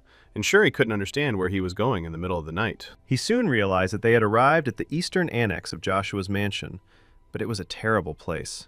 A smokescreen of information. The guy thought that this boy was crazy. Because he brought him here, several people were found here, so the patriarch forbade entry. The whisper brought the good news that several dozen had died here. To accumulate that much mana, you would have to train for decades to the point of death. Isaac was already happy about this and wanted the boy to drag him faster, but Shuri didn't want that at all, and they say that they can't. The adults had forbidden them to enter here, but a few moments later, the lich easily convinced him otherwise. As a result, Shuri, very worried, continued on his way. After looking around a bit, Isaac realized that the inside of this building looked much worse. Suddenly, he saw something that caught his attention. The subordinate told the master that the entire building was sealed. Each door had some sort of protective barrier. The boy who was carrying the baby asked to come back here because everything was sealed anyway. Suddenly, the hero screamed, thereby greatly frightening the driver. At that moment, he also grabbed him by the hair, and the boy asked him to let go. Then they came to the portraits, and these were the past patriarchs. Since the baby Shuri wanted to come here, he asked if he really wanted to take the place of the patriarch now, but it's still pointless, because he will be the next patriarch. The main character didn't want to listen to him at all, and just threw the object with all his might towards the paintings. This further discouraged Shuri. He shouted, "Has this scoundrel really gone crazy? It's not clear what he's doing." Isaac couldn't understand why anyone would put barriers on portraits. At that moment, a whisper informed the gentleman that the barriers had been broken, and this made him happy. Isaac decided it was time for him to hit the road, but the boy who had brought him here didn't understand where he was going. Then he saw how the child began to roll over to the other side, so he asked in horror if he was really a fool, and where he was going after everything he had done. At this time, the main character continued his way to the right room, where, just then, there were many mana cores. Shuri also wanted to get into this room, so the master ordered the whisper to close the door. The boy realized that the door was closing, so he asked to stop. He wanted to see what was happening. Isaac thought that a child like him, he knew, didn't need this at all. Soon, when he was left alone, he decided to start absorbing all the nuclei. Shuri continued to knock on the door and shouted at the little boy to get out of there, otherwise he would tell everything to the adults. While he was knocking and trying to open the door, someone appeared behind him. It turned out that it was Riley, along with the knights and the elder. He turned to this boy and asked what he was doing here. He said that his uncle came on time, and said that Isaac was a monster. But while he was saying this, the elder shouted out what Shuri was doing here. He knew that going into the annex was strictly forbidden. What was he thinking about when he brought the baby here? Then the guy realized that they wanted to put all the blame on him. The woman asked him how many people he thought she had seen, how he had carried Isaac here on his back, in addition to everything else. Traces of light attack magic were found in his room. This means that he is responsible for all of this. Shuri shouted that this is not true. He brought it here, and part of the holy magic attack was his. But they all got it wrong. The uncle approached the boy and said that this time he had gone too far. Whatever it was, he was pestering a baby who hadn't even been weaned yet. So the man asked where he locked Isaac. Shuri tearfully replied that he didn't lock anyone. And it turns out that Isaac himself walked through that door. The knight still thought that Shuri was to blame for everything, and Riley tried to open the door, asking if Isaac was there. When she opened the door, she actually saw a crying baby sitting there. The elder asked if he was okay, as he looked very scared. The man picked him up and said he was fine. He was really scared, but it didn't look like anything had happened to him. Riley looked angrily at Shuri and said that he should be ashamed.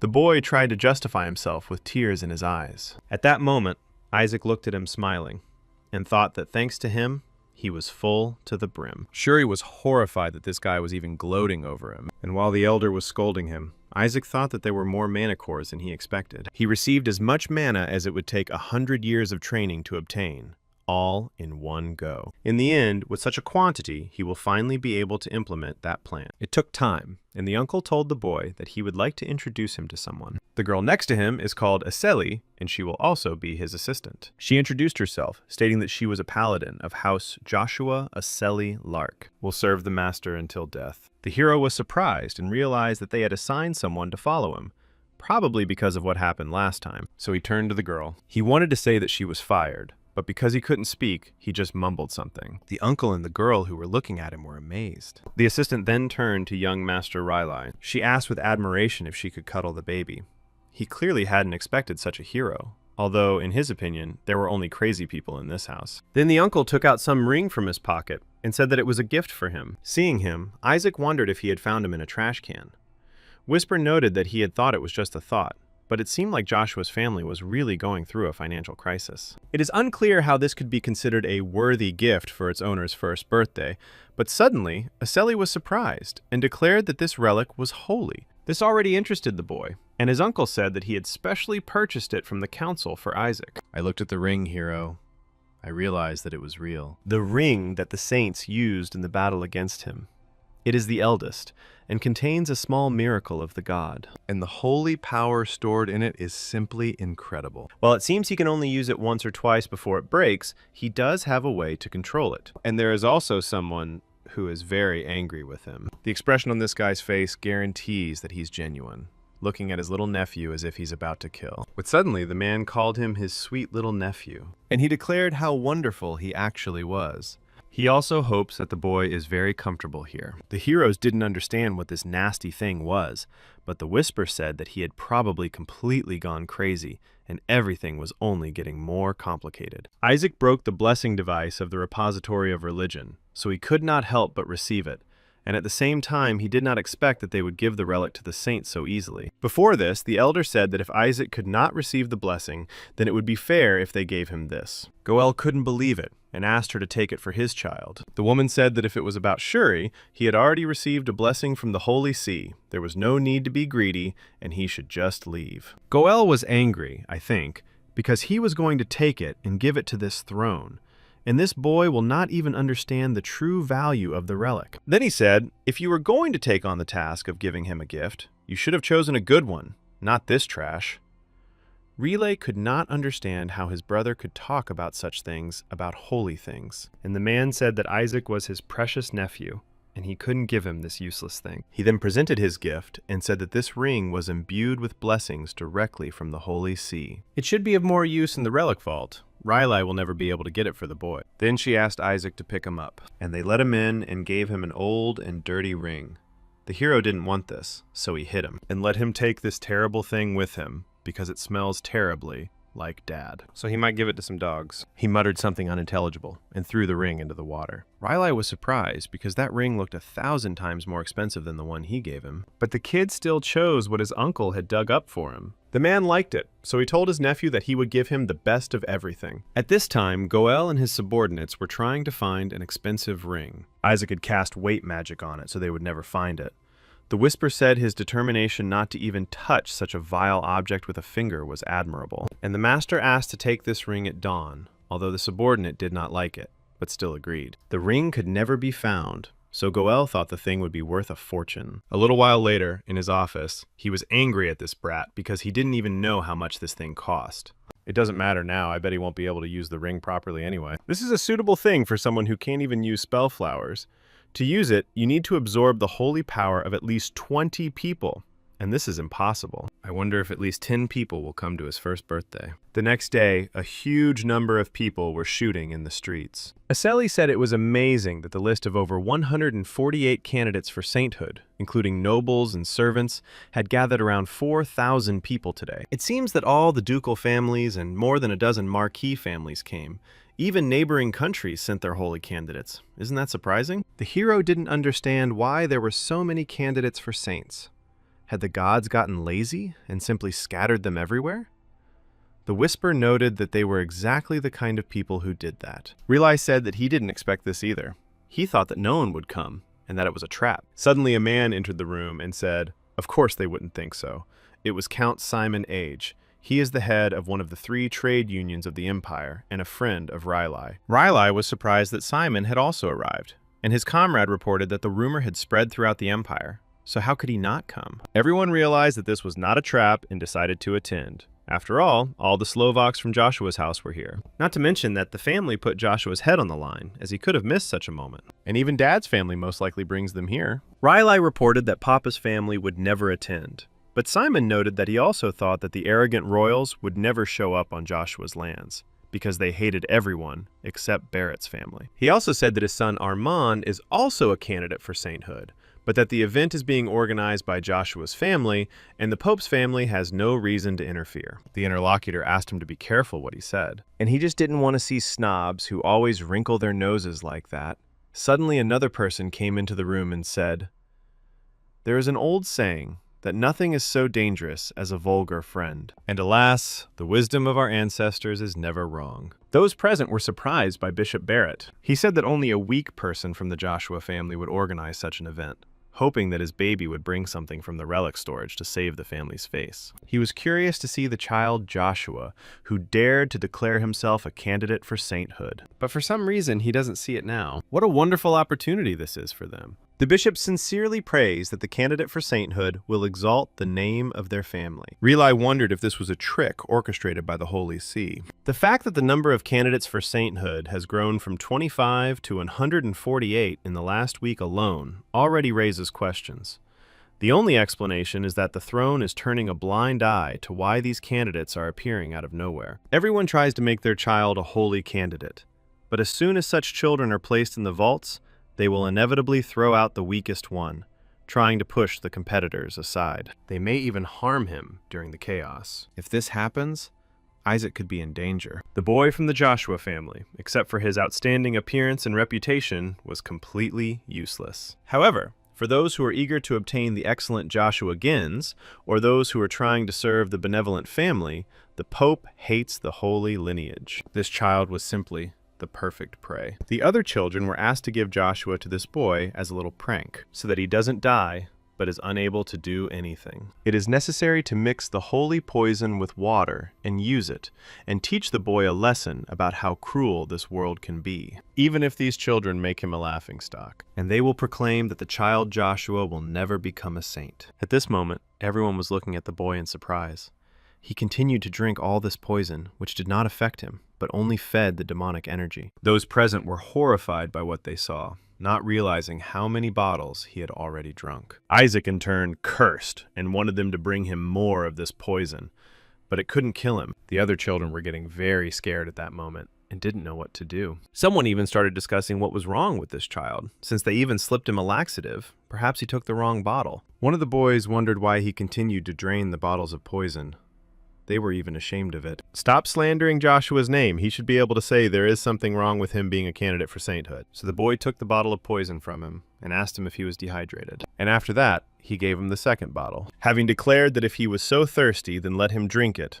But the hero did not accept it and threw it in his face. Then Isaac continued to pester other children with you, but you didn't give him the poison. Someone even wanted to give him the sacred poison, and this interested the hero, so he rushed at that boy with excitement. And while they weren't fighting, the others were discussing how he had incredible resistance to poisons, and they heard that a person could reach the level of natural poison breakdown by training their holy power. This is unbelievable, and it confirms the fact that why he drinks from poison bottles Perhaps he wants to make sure that others cannot drink from them because it is dangerous. Shuri thought that all this was nonsense, and suddenly he saw a boy who asked if they really thought this was self-sacrifice. It turned out that this guy is Kina Barrett, but it is unclear what she is doing here.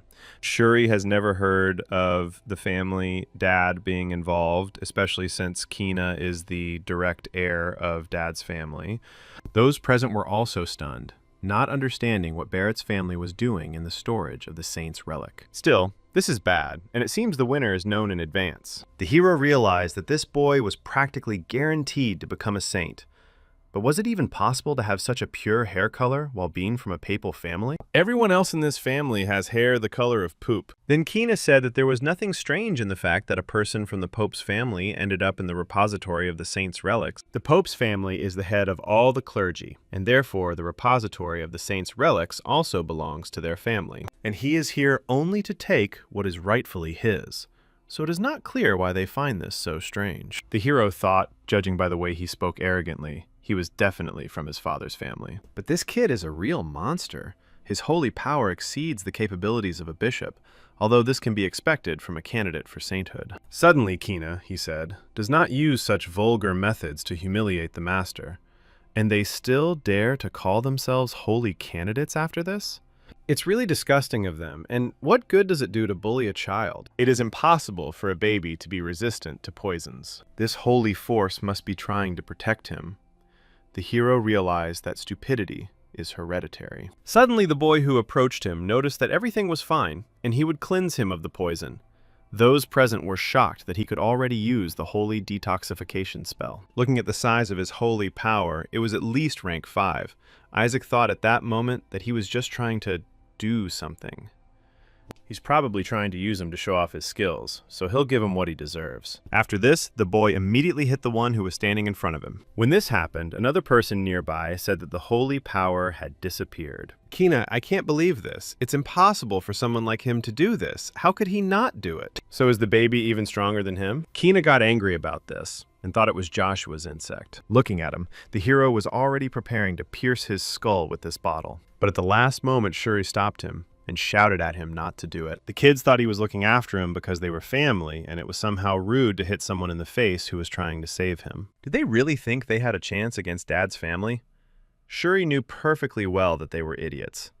If it weren't for him, everyone would have gotten hit on the head with a bottle long ago. Kina then said that everything was fine. He could surprise him after all. He was still a child. He then turned to leave and wished Joshua's children good luck. They should try to come back with at least some shit to save face for their family. But of course, the best treasures here will belong to him. And Joshua, they don't even dare to approach the body of the Demon King. These words of Isaac interested. Shuri thought how disgusting he was.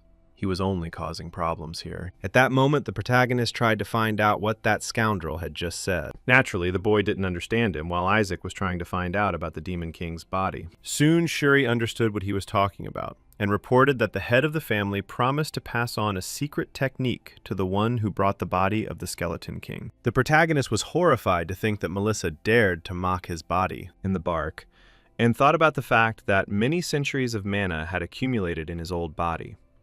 If he could get it, then reaching the 10th rank would not be a problem. But now, when all these children are also looking for him, there is no way to drag him away. Although this is not a big problem, and the boy will step over anyone who gets in his way. Suddenly, a man arrived and asked everyone to gather. He said that the departure was soon, so they should listen carefully to what he would tell them. The repository of relics is the Holy of Holies, and they were left here by previous saints.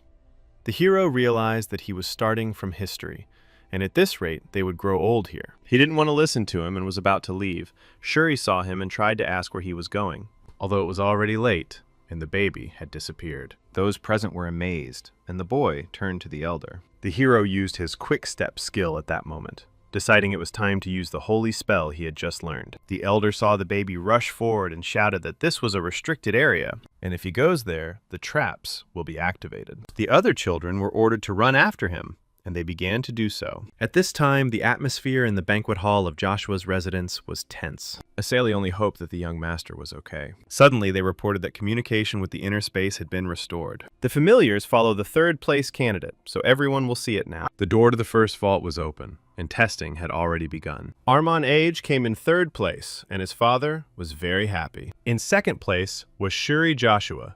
Goel couldn't believe it. But what surprised those present even more was that Isaac Joshua came in first place. He started with incredible speed, using a spell. The elder ran after him at the speed that he could, and told him to run in the wrong direction, because even more traps would be activated if he went there, and one of them just happened to hit him. The rest of the traps also appeared instantly, and some of them fell on people. Shuri screamed in horror that this boy was crazy. It was unclear why he went there and did all this. Testing the vault is already life-threatening, and now they have to dodge traps designed for intruders. Soon Isaac reached the second door of the vault. It was activated overnight, and the second trap now had to be entered through the side doors. The Whisper rejoiced at the master, saying that thanks to the mana he absorbed in the annex, he received a boost. The hero noted that this was really cool, and now he could work even harder. Now let him go and get it. The subordinate understood his master's order and rushed towards the children. Then one of them was very surprised. He saw a child floating in the air and realized it was Joshua. But it is not clear how he flies. His family must have taught him beforehand, and this is unfair. Shuri himself understood that no one taught him, and right now he is moving against his will and would like to be left alone. Very soon, the Whisper said, "The gentleman has already brought an informant here." Shuri asked to stop this madness. He does not know how the boy passed the tests of the first vault, the test of choice, but from the second vault, a single mistake can kill him. He must overcome his fear and choose a difficult path to develop his feelings. The hero used an attack spell because it was too noisy, and then I asked him to tell me what was in the second storage facility. The boy noted that once he entered the vault, he should never attack the enemies. Isaac didn't understand what kind of nonsense this was and why it wasn't possible. His interlocutor said that this was the only way to get past the second vault, no matter what appeared. Just let him stand in place for 3 minutes until they disappear. Then he asked to say that he understood everything, otherwise they would both die. The hero realized that this was just nonsense, probably a test of his patience. Shuri realized that they didn't believe him, so he claimed that someone actually died from it. But Isaac continued to think that overall, it was no big deal. All he needs to do is not attack, and 3 minutes will not be a problem for him. When he touched the next door, he was greeted at the floor of equanimity. Patience is a virtue and a cold reason. One must remain calm and remain steadfast. Their patience should lead them to success. At this time, a small group of children was moving towards the very end. One of them, becoming wary, asked if he was sure. The main thing was that everything would be okay, since they were the last ones. Their leader was Kina. He smiled and said that there was no need to go down a dangerous path, and that the meat could do it for them. Did the guy really forget that there was an 8th-ranked demon standing at the entrance to the second storage facility? He was sure that those who went ahead would get stuck there. When the bright light began to knock, the boy asked if he could see it. There was a strong feeling that the tests had already begun. The main character was kept being told not to lose heart, and only then will his patience lead him to success. Isaac didn't want to listen to this nonsense at all, so he tested his skill on the one who was in front. Shuri was horrified and couldn't believe he had done it. He remembered the words that 3 minutes would not be a problem for the boy, and realized that this was simply terrible. So he screamed in horror that this boy was crazy. The hero tried to talk about how he had to remain patient in this god's video. Whisper noted that he had already held out for so long. 3 seconds was enough for that. Suddenly the boy was informed that he had failed and could not bear it, and therefore divine punishment would be brought upon him. Shuri was very scared when he saw that creature, but the main character immediately attacked him with his power. Then the boy could not believe what he saw, and wondered who he even was. The demon, which looked more like a golem, began to gradually crumble. Isaac wondered if it was the 8th rank. They were just laughing at him. The golem was created by the magic of his subordinate. The Skeleton King's elite demons are 14 familiars, and they have a distinctive type of magic. The hero wondered if they were working for Joshua's family like dogs, or if maybe it was somehow connected to his body. Although he would only find out about this when he left, Shuru saw his movement and asked where he was going. Suddenly, someone from the side started laughing loudly, saying that he never thought that the Joshua family boys would do them a favor. They were children, making their way through the bushes. One of them asked if he could see the others. He had said that Joshua knew how to pass the test. The one who spoke was named Nizer Sapit, one of the 5 candidates of the Pious Crimson. He thanked the boys for defeating the gatekeeper, and now let them step aside, and they would enter the second storage first. These guys don't even know how much they had to endure because of this spawn. and it can activate traps if you go inside. The hero was surprised that there were many survivors. Nizer continued to say that he would never have thought that Joshua was capable of such abomination. Shuri probably works with this kid too. The guy replied with horror that he wasn't working with anyone, but Nizer said that everyone had seen how this kid dodged the traps. Did he really think that he did it himself? Then they also saw our boy's artifact. The impudent man next to Isaac took the ring away, saying that it must have been saturated with something else. He showed it to the guys and said that with it, they would not be able to heal him from the traps. Shuri understood perfectly well that he was very wrong. The baby's inaction also made him very worried, because he is definitely not the type to let others take anything away from him. Nizer and the others went forward, saying that the war had swallowed its dust. The one who overturned the body of the royal summer, which no one has ever done before, will be none other than Nizer, the third son of the Crimson Duke's family. And his name is Nizer Sepet. Having said his name, he took the first step, after which the fire trap was immediately activated. Shuri was horrified by what happened. He realized that Isaac was simply using these children as bait. Soon Shuri was dragging the baby into the second storage area, and the hero was glad that all these traps were destroyed, thanks to these offspring. But he still didn't understand why these guys were following him. They in turn thought that he must have some kind of divine feeling, most likely because he was from a family of saints. Whisper stated that it seemed they had realized the master's greatness, although Isaac did not need it for free. Shuri thought that they needed to run away before it was too late. This guy was scarier than demons. Suddenly, another boy appeared and told Isaac that if there really was a saint, it would be someone like him. Then he introduced himself. They say that his name is Pari Julius. He is the second prince of the kingdom of Julius. The children nearby began to discuss the fact that this kingdom was located to the east of the Holy Empire. They heard that the prince there received the blessing of God. The hero found this guy useful. Suddenly, his driver turned to him and informed him that they had arrived. And now they were right at the door to the third storage facility. The candidates were greeted immediately as they approached. It was reported that this place is a memory floor.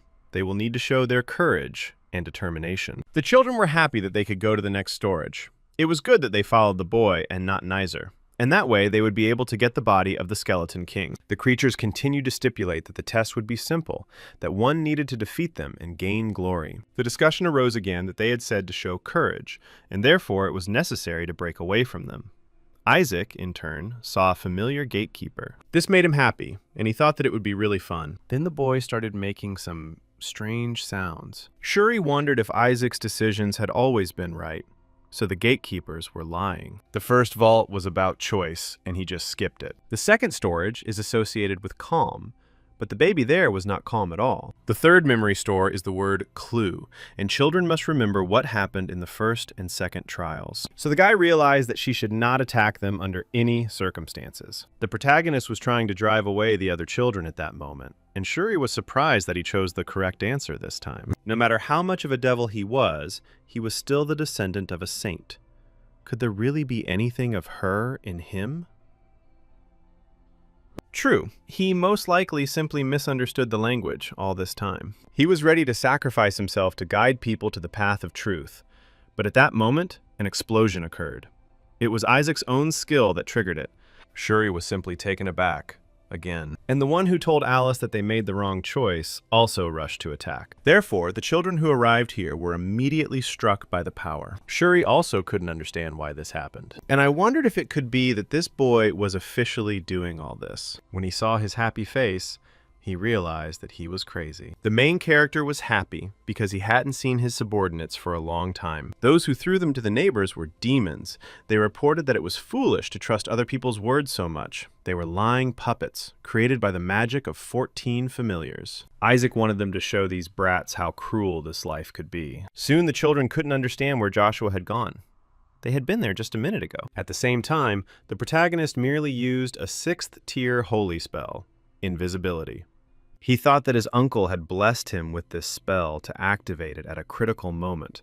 What a perfect time to use it. Perry also fell under its effect, so he thanked the boy for casting it on him. The hero noted that he had done nothing special and threw him his ring. The interlocutor was surprised and asked if he was giving it to him because he was not used to fighting demons. He is very grateful for this, so he will never forget this kindness. And he was even going to tell his father, but before he could even say it, his body became like a corpse, and the mana was sucked out of him. Whisper was just expecting this from his master, and the boy did it because the prince possessed the greatest power with this. Shuri was simply horrified, not understanding what kind of monster his uncle had brought into their family. The other children tried to group together to see who could use the protective holy power. One of them said that he would use this power first, but at that moment the demon had already rushed to attack him. The boy who tried to use defensive mana started to run. He wanted to inflict damage on the enemy, but in the end, he failed. Because he was so annoying, he just fell to the ground. The boy who was nearby asked in horror what had happened to him. And already at that moment, that same demonic ring appeared near his head, which, like the previous guy, also sucked all the mana out of his body. The demon was a little confused, not understanding what had happened to them. He started looking to see if there was anyone else who had bought into their lies. Whisper told the master that the holy ring had absorbed all the children's holy power,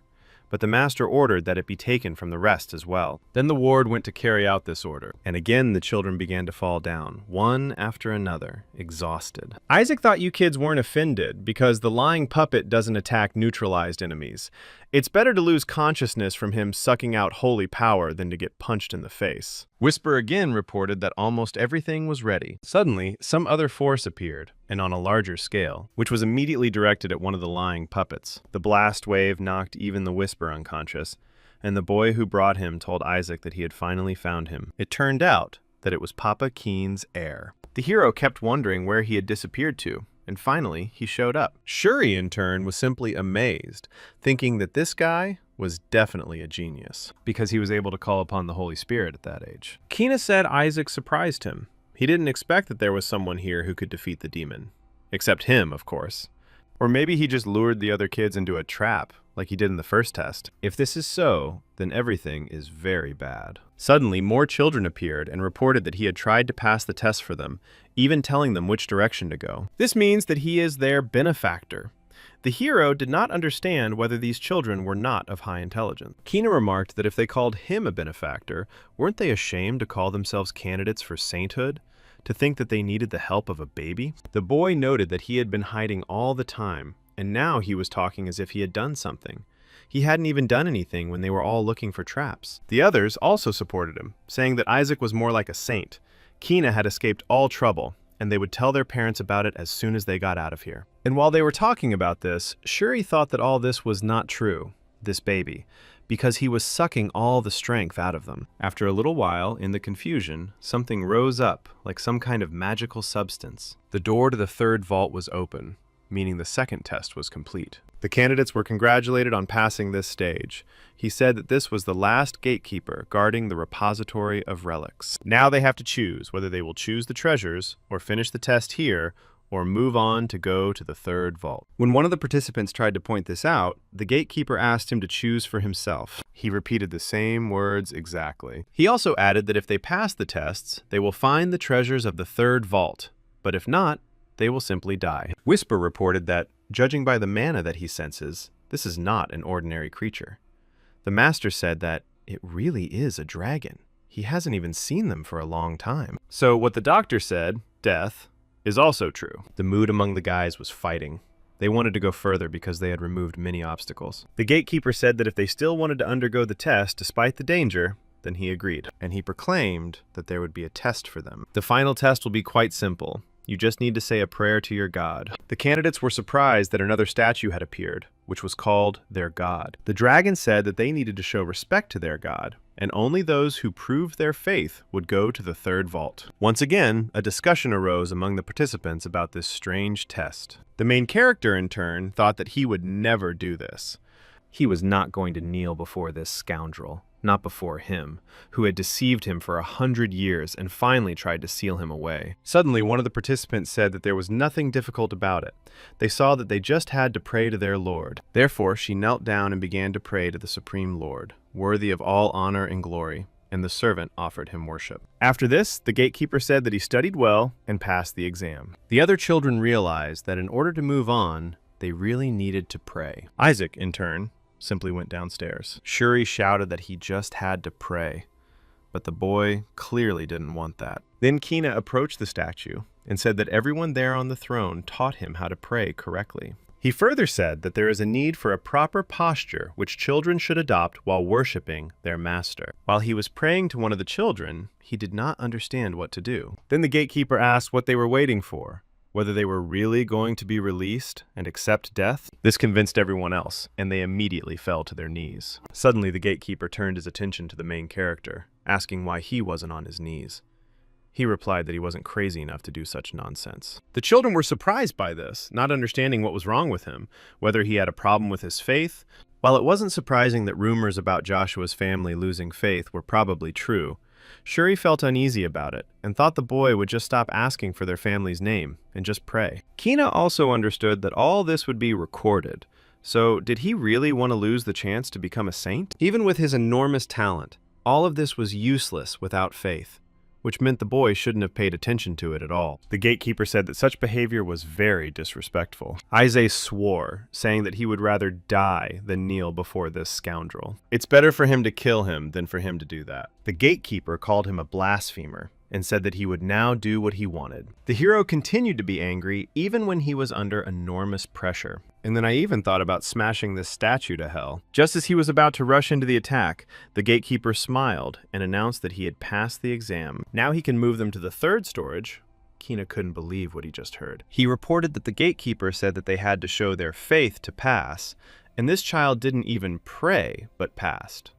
It sounds like nonsense. The gatekeeper repeated again that this child was the only one who could pass through this door, because as soon as he showed his faith, then he asked if they really didn't understand why. And he tried to explain that they bowed before a statue and not before God himself. Then is their faith really worship of some kind of idol? The children understood perfectly well that even if it was a statue of the master, it was still an idol, which meant they had been deceived. The gatekeeper again asked to look at the child. Even in the face of fear of death, he did not give in and kept his faith. Therefore, only this child can enter the third vault. Kina was very angry and couldn't believe all this. So he approached the statue and said that the child could not even speak yet. It was simply impossible to prove that he did not kneel because of faith. Moreover, if this child had such a faith, how could he not have the stigma? The other children were surprised and began to show that they did indeed have stigmata. Kina knew that the baby was the only one among the candidates who didn't have one, so he had to give up.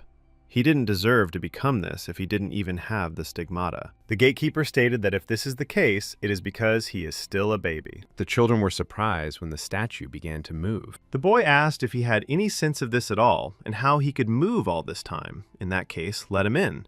If he can enter without the stigmata, then he should enter, because he has it. The gatekeeper informed him that he must understand that he did not receive it because he was special. He then asked if everyone thought so, and if everyone wanted to get into the third storage facility, and naturally, they said that was the case. Then the statue said that nothing could be done, and he would send everyone there. While the other candidates were rejoicing, one of them wondered if he was letting them in so easily. Suddenly, the gatekeeper said that if they wanted to jump into the fire like models, then so be it. Then it goes without saying that he will let them all in there. At the same time, the door of the third vault opened, and a stream of dark mana gushed out. The candidates immediately began to choke because it filled their bodies. The gatekeeper asked if they could feel the dark mana emanating from the Demon King's body.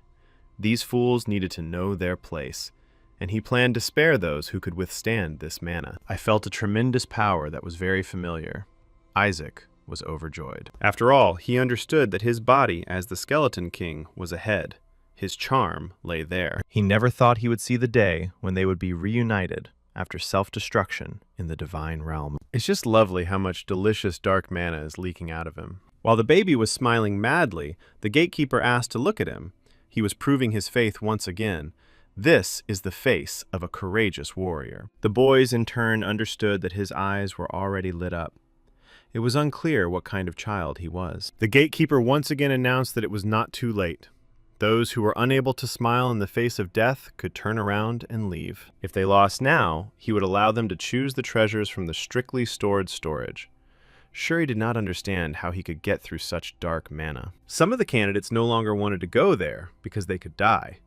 They would simply have to choose the most beautiful item from the second storage. Kina said that he did not need the treasures from the second vault, and they were being sent to the third. And to everyone's surprise, he asked to activate the traps. No saint in history has ever succeeded in bringing back the body of the Skeleton King. Even the renowned Saint Melissa was unable to do so. The gatekeeper reported that he seemed to know about the third vault, and the boy thought that Saint Melissa would never allow children to die. He knows that the gatekeeper is just a preventative measure. So he said again what he doesn't want to hear, that they found the treasures of your problems. Therefore, he asked that the third storage facility be returned to its original and most dangerous state. And this is necessary in order for him to be valued higher than the saint herself. The hero began to think that this boy had gone crazy. In the end, the gatekeeper declared that since he had spoken about the guidance in this way, it would now be easier to determine who would become a saint. Even those who supported Kin were afraid all this time and told him to go alone. He doesn't need to take them with him. Entering the next storage room, it was clear that chaos reigned there. Whisper immediately asked the gentleman to look carefully. In the midst of all this chaos lies his own body. Isaac was very happy again, because not only was this his body, but it also absorbed the energy of the third storage. The candidates who entered were surprised that just one arm from the Skeleton King's body was emitting so much dark mana. And the main character knew that it wasn't even the whole hand, but only the thumb. This is all that remains of his body, and the rest is probably just a copy. Suddenly, a demon appeared in the place where the Skeleton King's body had been. Some children were even scared because they didn't think that they would appear after the second test. Seeing their surprise, the gatekeeper stated that they themselves had asked for all the protection to be removed. At that moment, the protagonist felt a very familiar force. The demon, who appeared in horror,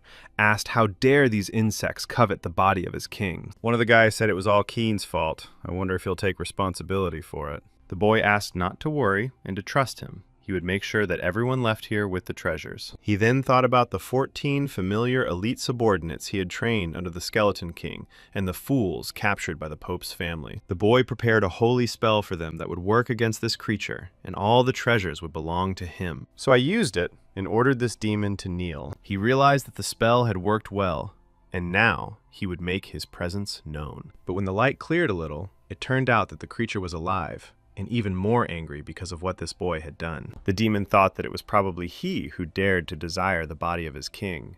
A crowd of people had already lined up at the entrance to the relic storage facility. They didn't understand what was going on inside because the connection was broken. Suddenly, someone reported that a great misfortune had arisen, as the demon seal in the third vault had been destroyed. Simon asked in horror if this was one of the 14 familiars. Relai couldn't understand how this happened. If he arrived, then I don't think so. Then the storage is definitely in danger. Those present began to ask, what about the elders who went as overseers? And they were told that they tried to disable the booby traps in the storage facility and disappeared. This means that the children at the storage facility are in serious danger because they would be unable to cope with such a monster. It is necessary to restore this test and get them all out of there. And suddenly, a bright, magical light appeared at the entrance and blinded everyone. Seeing it, Relai wondered if the relic's vault was opening. It is unclear what kind of intense magical light is in front of them. Someone even asked everyone to move away because it was dangerous, because the mana could leak out. The elder at that moment stated that this was not so, because he did not feel the presence of the demon. This means that the demon may have been damaged. Bishop Barrett thought that this was definitely done by Kina. The others also thought that one of the children defeated this creature, and most likely it was Dad's family. Those present even began to congratulate the cardinal. This is a worthy result for the strongest candidate for sainthood. The man proudly said that it looked like Kina had done a great job. At that moment, he thought that this was the end of Joshua and their foolish disobedience to the authority of the papal family. Now that they had the body of the Skeleton King, they would have to bow to them. Now is the time to break their losing streak. Then they reported that the children had already started to come out and asked to watch carefully. Riley was very worried about both Isaac and Shuri, hoping that they would be safe. After a little while, everyone finally got out of there. Riley found out that some people were injured, but there were no serious injuries, which is good. Although it turned out that the children who entered the third storage facility have still not returned. They may have gotten into trouble, though they were soon informed that the last group of children was approaching. In the front row were Armon and Shuri. Their fathers, naturally, were worried about their sons, so they rushed to them. While this was happening, I started to wonder where Isaac was. It was clear that the boy was definitely not next to them. At that moment, Cardinal Baratus turned to his son. He asked what he had in his hand. It was not what he needed, and it was unclear where the Demon King's body was. The boy became wary and did not know what to answer, trying to mumble. And the father asked who told him to bring such a useless thing. Then, right there, a bright magic ball appeared, literally oozing holy power. Someone noticed this and asked others to take a look too. It was a magical wolf who was dragging a baby in his teeth. And this little one, in turn, was precisely Isaac. Relai and the hero's assistant immediately rushed to him. At this, both of them were amazed, and the girl asked if this was really the young guardian dragon who was guarding the relic's storage. And he is the holy dragon. Relai knew she was indeed right. It was the beast protecting the relic's vault. Although it resembles a wolf in form, its spirit belongs to a holy dragon, the one summoned by the matriarch, who is deeply connected to dragons, to house the relic. His very existence was already noble. And suddenly, the man wondered what that sound was. And it turned out that it was Isaac who was fiddling with some kind of bone in his mouth. Seeing this, the elder was amazed. The knight asked if this thing they were thinking about could be forgotten. This is probably a part of the body of the Skeleton King himself. The old man said that it was not right to put it in his mouth like that, but the others were glad that he did it, and brought the body of the Skeleton King. Cardinal Barrett, embittered, turned to his son and asked if he had really given the body of the Demon King to this child. If that were the case, he couldn't call it a smart tactic, but rather by the mercy of a saint to save the face of the owner. The gatekeeper asked what kind of nonsense they were talking about.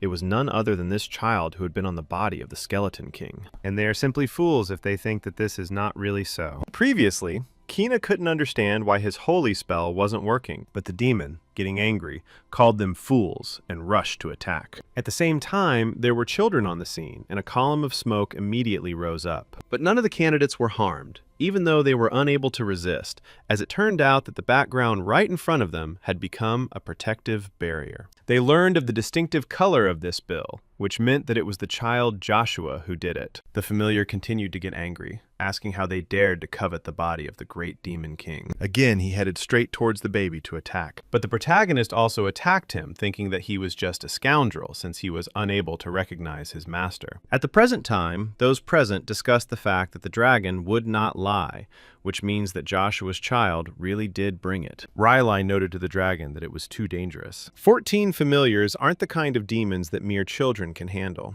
So why did he remove the seal then? The gatekeeper smiled and said, "Speaking of which, that boy with white hair asked for their release." The children also confirmed that Kina asked the dragon to activate all the traps, and he even forcibly brought them along, putting them in danger. The adults found out that their children almost suffered because of him. It was unclear how anyone from the father's family could do such a thing. If Isaac hadn't defeated the demons, things could have ended badly, meaning Joshua's child won over the child of his father's family. It's amazing, although it's difficult for him to become a saint. But he is so strong, which means the rumors that the Joshua family is preparing for their return are true. Relai was happy about these gossips, thinking that the tongue did a great job. The old men tried to take the bone away from him because it was dangerous. But the main character had no intention of giving it up at all, and for some reason, he was very strong. He thought that he now had a lot of mana, and it was probably because of survival that he was able to absorb it. The elder said that Isaac had done a great job, and the matriarch would be glad to hear it. And the uncle noted that it was true. And the old woman continued to talk about how they would finally be able to track down the Demon King and would be able to find the soul of the Skeleton King with the help of a spell. The hero heard this and understood why they needed his body. Now all the elders wanted Isaac to give up his body. They want to track down the Skeleton Queen with him and tear him to pieces. Finally, it will be possible to resolve their 1.5 century long grievance. And in order not to give up his finger, the boy immediately swallowed it. After which he tried to escape on the dragon, thinking that they were crazy and hoping that he would never have to see them again. Time passed, but the elders did not come up with the idea of searching for the body of the Skeleton King. They even dug through what the baby had recently produced, but found nothing. Isaac thought they could search all day, but they still wouldn't find anything. What worried him most, however, was what had happened in the relic's storage facility. He then attacked the demon, thinking that it was unable to recognize its master. Suddenly he felt its power and asked if it was really the owner. He said that when he heard the news of his death, he thought that his world had come to an end. But he always knew that he would return to them alive. Even before his death, he said that he wanted to serve his master. The baby did not quite understand his speech and hoped that he spoke normally, because he needed to answer many questions. Although in the end, it was not possible to find out anything. and now the hero was thinking that he had probably been caught by someone from his father's family. And if this is so, then I must check whether this is so. At that moment, Relai approached the baby and asked Isaac to poop, and that more laxatives were needed. Isaac was horrified by this madhouse and decided that he would soon change everything. The elder nearby said that if the matriarch found out his end, she might even cut open his insides. The man immediately asked him not to worry, because everything would be fine. Although she ripped open one of her sons, and he is her grandson. Whisper asked the owner if Melissa hadn't gone on a pilgrimage with the matriarch. He replied that it was true that they would need time to finish, and the hero just needs to absorb all the mana before it returns to avoid it. Suddenly, Goal entered the room and informed Relai that the matriarch was calling him. The brother asked in horror if his mother had already arrived. She had literally never returned from a pilgrimage so early. The hero was also horrified, thinking that they had returned earlier, probably because of him. And he, in turn, hasn't even finished absorbing mana yet. And that's bad. Knowing that crazy woman, she will definitely give him an autopsy. After a short time, those present saw many valuable items, all of which were gifts for Isaac. Riley breathed a sigh of relief, because he thought that the matriarch herself had come. Goal said that she had not arrived yet. She had only sent a voice message that she would return from the patriarchate, but he had not said a word about his arrival. The hero was also angry that he had deceived them. The knights also reported that the Pope had sent gifts as well. The elders told them to sell them all upon their return. But then, the Pope's envoy arrived and said that the emperor was extremely interested in this event. It was prepared by the Pope's people as a sign of change and gratitude to the family of Joshua. However, it seems that they are not delighted with their dad's gifts. However, most likely, they will definitely like this thing, the cardinal said. It will help Isaac a lot. Those who came before couldn't believe it and saw that this was a triple crown. Isaac asked his subordinate what it was, and he replied that it was a medal. A disgusting sign with the Pope's seal. While there was a discussion about how amazing this was, the novice asked Relai to take it for the baby. The boy thought that it was already meant for him, so why then give it to his uncle? The man asked if he had really said to give it to him and not to Isaac. The priest noted that it was true that he had been ordered to ensure that he received it. One of the elders asked in surprise if he was really giving something that belonged to Isaac to another family member. He must be out of his mind, because he does this knowing that passing the medal to another family member symbolizes the death of the recipient. The novice smiled and asked not to misunderstand the Pope's good intentions. He was only instructed on this matter since Isaac is still too young. The old man asked at the states, "Yes, this is for the ribbon on the medal." Don't people, Dad, know that a sunflower symbolizes a dead person? The hero thought that he really wants him to die, and therefore go crazy. And the woman said that his house was cursed, that every time they mock Joshua's curse. Goal asked them to calm down, as there was no need to rush, and his interlocutor asked if he thought they should be relaxed. The guy noted that this may look like Joshua is openly hostile to his dad's house, but making a mountain out of a molehill won't benefit the whole family. He knew it was a humiliating way of telling them to know their place. It was probably the work of Cardinal Goel, who was close to their family.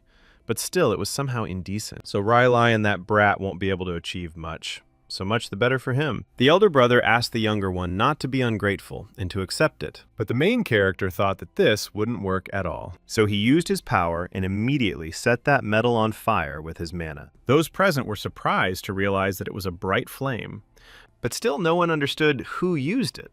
And then they looked at the baby and found out that it was indeed him. The novice, not understanding, asked what all this meant. The medal was awarded by the Pope himself. Were they really going to rebel? The elders who defended the child said that they did not do it on purpose. It was a child.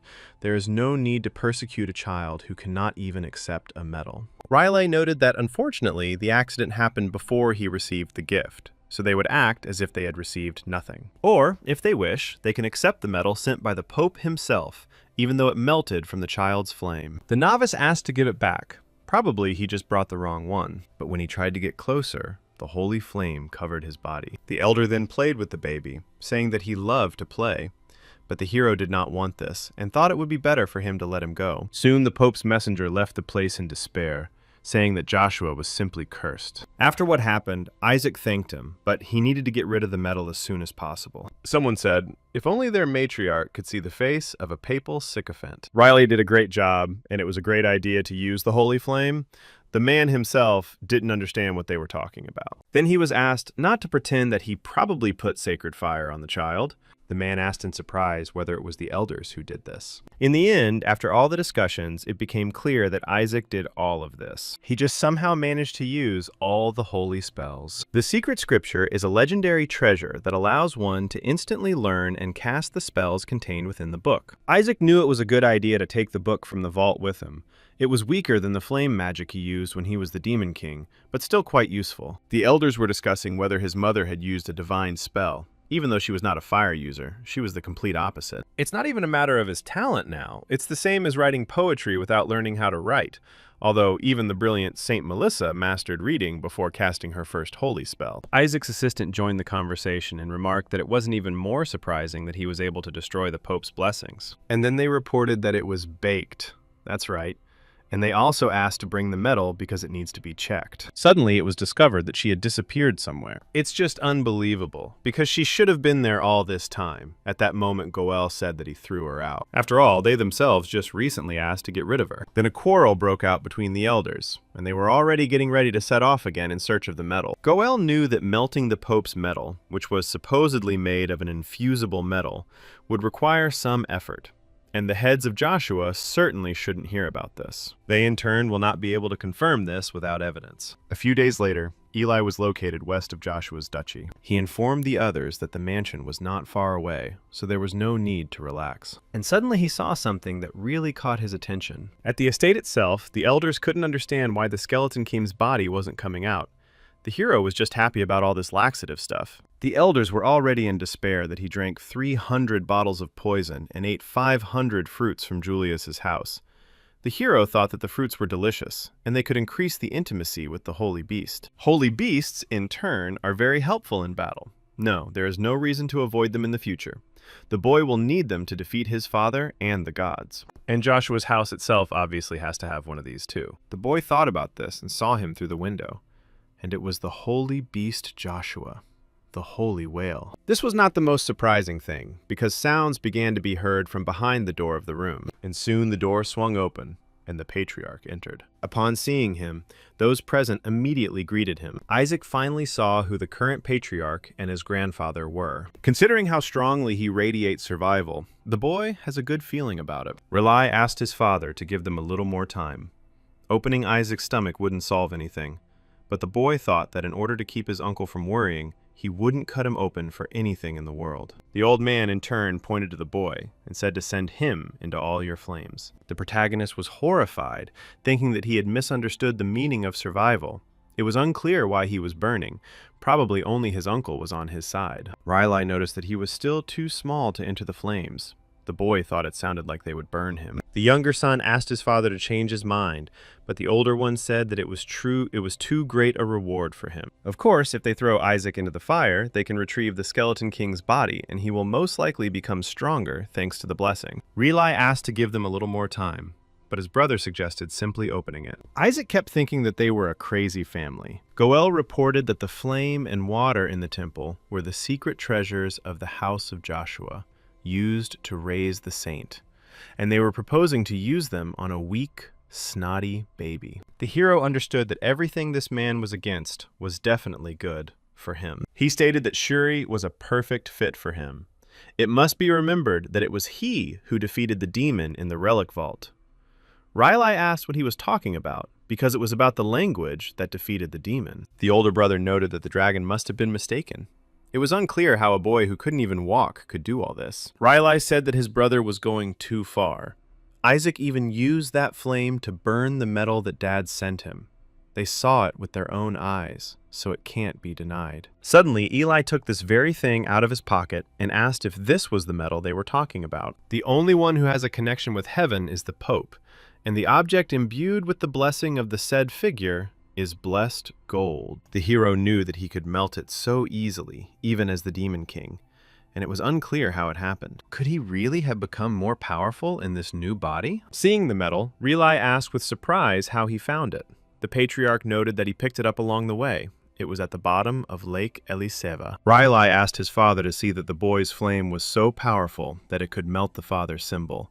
and Isaac himself was glad that they could now show that Joshua's house was superior to the father. Uncle continued to say that he could withstand the Demon King's fire. The elder also confirmed that Isaac would be a great Skeleton King hunter. Many townspeople have suffered from the Demon King, who still lurks in the shadows, and if this problem is ignored, a new era of the Demon King will come. Whisper told the gentleman that the impostors were similar and were causing mayhem. Isaac said he wondered who it could be, but overall it wasn't that important. It would be even better if they attracted more attention. Suddenly, Reali shouted that now it was necessary to remember what happened 70 years ago. The demon rabbit broke into Joshua's house and destroyed everything. Hearing these words, the main character was surprised. Uncle said he did it, declaring that he wanted to break the line of holy blood. The mere thought of the curse makes his blood boil. The subordinates told Isaac that this could not be, sir. He thought about it. That is why they spoke of a long life expectancy. The curse of the average demon is nothing more than child's play. He will simply suppress it with superior mana, and it will be lost, the elder suddenly said. Even if it does not kill them, it poisons their lives with erectile dysfunction or growth retardation. Many of those who lived all these years were without a single hair on their heads, and upon hearing this, Isaac thought that he would kill the scoundrel. The patriarch looked at the baby and said that everything was bad. His eyes were red, and he was also cursed. This only means that fire and water will not be enough, the boy became wary, thinking that it was causing him anxiety. Then Eli stunned those present by telling them that the Holy Spirit was giving him. Isaac understood that the Holy Spirit could only be obtained through free will. He needs to reach an unprecedented rank so that even the gods will take him into account. It will be just wonderful, and he will surpass everyone with the help of the Holy Spirit, after which he will stuff the asshole. The eldest son asked in horror, "What other Holy Spirit is this too much?" It is passed on to those who brought glory to the name of their house, and this child has not done anything to them yet. Even if he was able to melt the metal, it is simply a vulgar symbol of the Pope's hostile intentions. Does he not think it is no coincidence that they put it up so easily? Father reported, when they sent this so-called gift, what he basically did. Heaven dared to insult them in their own home. Was it not he who brought them back safe and sound, and now protects them? What has he done except belittle his nephew, and now he intends to keep him? Even animals protect their family, and Joshua's house is built on the principle of protecting the weak. The little child they are supposed to cherish and nurture helps them restore their honor. Is this not an example of honoring the name Joshua? Then the patriarch asked to call everyone from the main house. He personally intends to give Isaac his blessings. A few days later, Reali asked his father what he meant by not giving it to him for free. Eli said, how could he not understand that if they put his flame or water to extract the Demon King's peace, he would suffer? The anti-demonic properties of the fire and water of the temple are too strong for him to master the rites of exorcism. The son said that if this is the case, then Isaac will not rise above the 5th rank priest. The father confirmed this, saying that he will remain forever at the 4th rank. He's going to give Isaac a choice between fire and water, as well as the Holy Spirit, which will be more than enough to test it. Goal was happy about this, thinking that he knew he would not give the Holy Spirit to the little one just like that. The old man approached the baby and asked him to choose. Reali knew what was in these balls and mentally asked for the tongue to choose a white ball. A little time passed, and the hero reached out to the red ball and began to examine it. The older brother then told the younger one not to get too upset. Because the 4th rank is also not bad, suddenly they saw something strange. The red ball in the baby's hand immediately crumbled into pieces, and a large flame gushed out of it. Those present were very surprised by this, especially when they took a closer look, because it turned out that the Holy Spirit was revealed inside this ball. The eldest son asked his father what was going on and why the Holy Spirit was in this ball. The man asked him to be quiet. He didn't tell anyone that there would be only one Holy Spirit. The roots of Joshua's house are in the water, but the child who created the flame was so powerful that it melted the father's gold.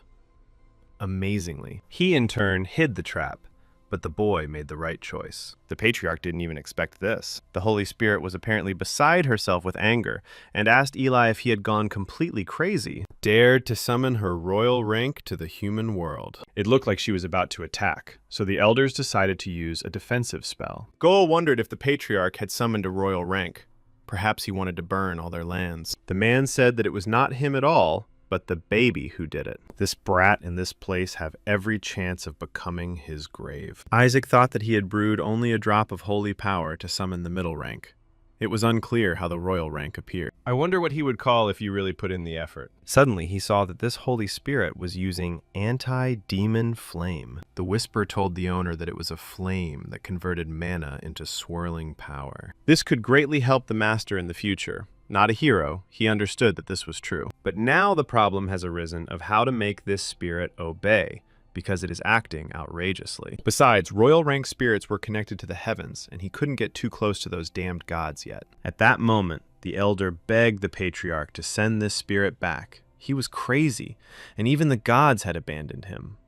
Eli said that if he were judged for the color of his hair, he would also cut ties with the good. The Holy Spirit heard the elder and commanded him to remain silent. And then she asked Eli what he was thinking when he called her to the ritual of submission. He answered her that it was not he who called her at all, and while the girl continued to scream, the old man pointed at the baby. The fire spirit again stated that he had gone mad and sacrificed the baby in order to summon her. Even if his house is falling apart, it is still too unclear what he did with the newborn. It's terrible what's happening to this baby. Isaac, in turn, thought that this spirit was very capable and hostile to the gods, so he should obviously take it and use it as a filter for his own mana. The spirit then said that he would now look at everything himself, and if this child really was the one who had summoned him through the ritual, he would withstand the attack. Soon a fiery flame enveloped the place where the baby was. And when the flames died down, everyone was surprised that the boy was not injured at all. Eli said to the spirit, was he sure that it was this boy who had called him here? Let him choose to enter into an agreement with this child, or refuse and accept the punishment. The Holy Spirit asked what other punishment. Did he really think that a spirit of his rank cared about this? It would be even better, since he would burn down Joshua's house here and enjoy freedom. Let Eli see how all his lands speak. And while he was speaking, to everyone's surprise, Isaac simply swallowed him. Everyone rushed to him, saying that he couldn't just eat it. The spirit screamed that they were all crazy. It was unclear how they were going to take care of this baby. Let them just wait. Now he will retreat, but then they will all pay. The hero felt that there would be teleportation now. The fire spirit had already tried to use it and said goodbye to everyone. But in the end, nothing came of it, and everything remained in place. He was surprised, not understanding why he couldn't use teleportation, but it turned out that he was now being held back by dark mana. Eli stated that if he was talking about this, then the boy had swallowed the Demon King's thumb. Isaac thought that all these spirits were the purest beings of the entire Saint faction. They literally embodied this energy and were weak to dark mana. The spirit felt weak and begged to stop this boy, but no one wanted to help. The patriarch noted that the Skeleton King's power was too strong for them to get close, and the spirit reported that they would all go crazy and attack at the mere mention of the Demon King. Approaching the boy, Eli said that if the spirit stayed with his grandson and cleansed all of the Skeleton King's dark mana, he would send him back. The fire spirit, of course, did not like this, and he said that he hated everything. If they did not belong to the Holy Family, he would have made cutlets out of them. But has it really come to this? He uses this offspring to destroy this damned one. While the boy was trying to eat it, the spirit shouted at them to leave him for 4 with this child. This time will be more than enough to cope. After this, the patriarch said to open the gates of the eastern castle and take the child and the spirit, not to allow anyone to leave until the sensations were completed. The sons tried to tell him something, but he covered their mouths. We inform you that you no longer want to hear anything. Isaac was glad that the eastern castle was located next to the annex where the mana cores were stored. After a while, new explosions appeared, and this was the Skeleton King's mana. The servants discussed the fact that Master Isaac was cursed and was no longer a contender. The employee reported that even yesterday, 4 servants who came to check on him ran away in terror. They said he looked like a balding old man right now. But isn't it a monster without skin or skeleton? Now that the girl thinks about it, he is there with the Holy Spirit. And all this has been happening for about 10 years now. As usual, the maid ran away from the estate in terror, and the main character's assistant arrived. She told him that she had arrived and asked if he was okay. The Skeleton King's curse must be so strong that he's still small. Isaac himself wondered what she was talking about. He was deliberately lagging behind with the baby. Babies absorb energy much better than anyone else, and there is a level that can only be reached while a person is still a baby. The fire spirit was also in this room and said that his body was in great pain. His name was Lord Shalak. The girl asked him if he had had a good rest, and he replied that he would cleanse that damn child no matter what. He was almost able to finish it yesterday, but unfortunately nothing came of it, which means he is going to do it today. This scoundrel is just a monster. It's unclear how many Skeleton King particles he ate and why, even after 10 years, he has so much mana. And when he wakes up, it becomes even more. The hero himself knew that this was because he had been absorbing mana from the mana cores in the annex for 10 years. The Whisper said that it was amazing. He thought that it would take at least 40 years, but he did it in 10. The gentleman noticed that while he was like this, he finished collecting mana. He couldn't study well because he had to learn on his own, but now he is able to use this 6th tier spell. Then his assistant turned to him and said that everything was fine and that Dad was also mobilizing. They are going to execute all the Skeleton King's servants who threaten the Empire, namely 14 familiars. They will be able to extract the last of the Skeleton King's mana from him very soon, so don't worry. The hero was horrified, wondering if they knew how many things needed to be extracted from them. What other murder? They were damned scammers, and he needed to do something about them, quickly. Suddenly the boy heard Goel praising his son for not only being a good student, but also for being the youngest ordained priest. The man heard that even the princess would be at his initiation. For him to accompany her, she would be the best in the class, and it would be a great honor. Shuri noted that it was nothing. He was his father's son, after all. Goel proudly said that it was true. His son really grew up well, and is doing very well thanks to him. Suddenly, in a flash, his son disappeared somewhere. Naturally, the main character tried to do this, and the guy who was just on the street ended up in his room. Isaac approached the guy and asked him if he wanted to die. Can't he just spout lies? Does he think he can get any job just because he got into the academy? He was able to achieve all this only because the boy trained him. Shuri stated that he also tried. Does he really think that it is easy to become a saint and be the best in the class? Isaac said that he would not have done it on his own, and he wondered if he needed to start preparing for this. Most holy spells were only available after initiation. Soon he came down and said that the guy would help him now. At first he didn't want to, but when he saw her angry look, he asked how he could help. Isaac told him to give him everything he had, the money, the competition, and everything that Goel gave. The interlocutor understood that this kid was simply a demon. Soon the hero asked what was going on with the murder of the Skeleton King's minions. Shuri reported after the incident with the relic storage that they no longer listen to orders, and it seems everyone is waiting for them to die, so they need to be executed. The hero noted that nothing could be done, and that it needed to be done before the end of the year. The interlocutor did not understand what he was talking about. Isaac announced that he was going to become a priest. Shuri smiled and stated that even if he wasn't at the academy, it was unclear how he was going to do this. But when he got hit on the head, he calmed down a bit and said that in fact, there is a recommendation system, and some of the academy professors are also here. He may be given window letter recommendations if he passes the test, but he needs to do something to prove his character. You can only write a letter of recommendation if you have done something big, like saving someone's life. But it will be difficult to find someone to save. Suddenly Isaac asked if the princess would be at his initiation, and his interlocutor said that she would be. The hero noticed that the princess occupies a very high position in society. A little time passed and Eli drove away the people who came, saying that Isaac would not go to the capital. They tried to dissuade him, saying that he needed to come to the festival since all the candidates would be there. While all the other candidates had been making a name for themselves over the past 10 years, Isaac hasn't shown himself to the world. That's why the people who came wanted to see him here. This day is celebrated on the princess's birthday, so even Dad will be there. He will personally award the title of hero to all those initiated. The patriarch knew that receiving the title of hero improves a person's strength, and that would be good. But he said that Isaac was not yet old enough, and they pointed out to him that adulthood was not a hindrance to talent. The old man realized that these people would not leave him alone, so he nevertheless agreed to their offer, although he noted that they all must be responsible for their words.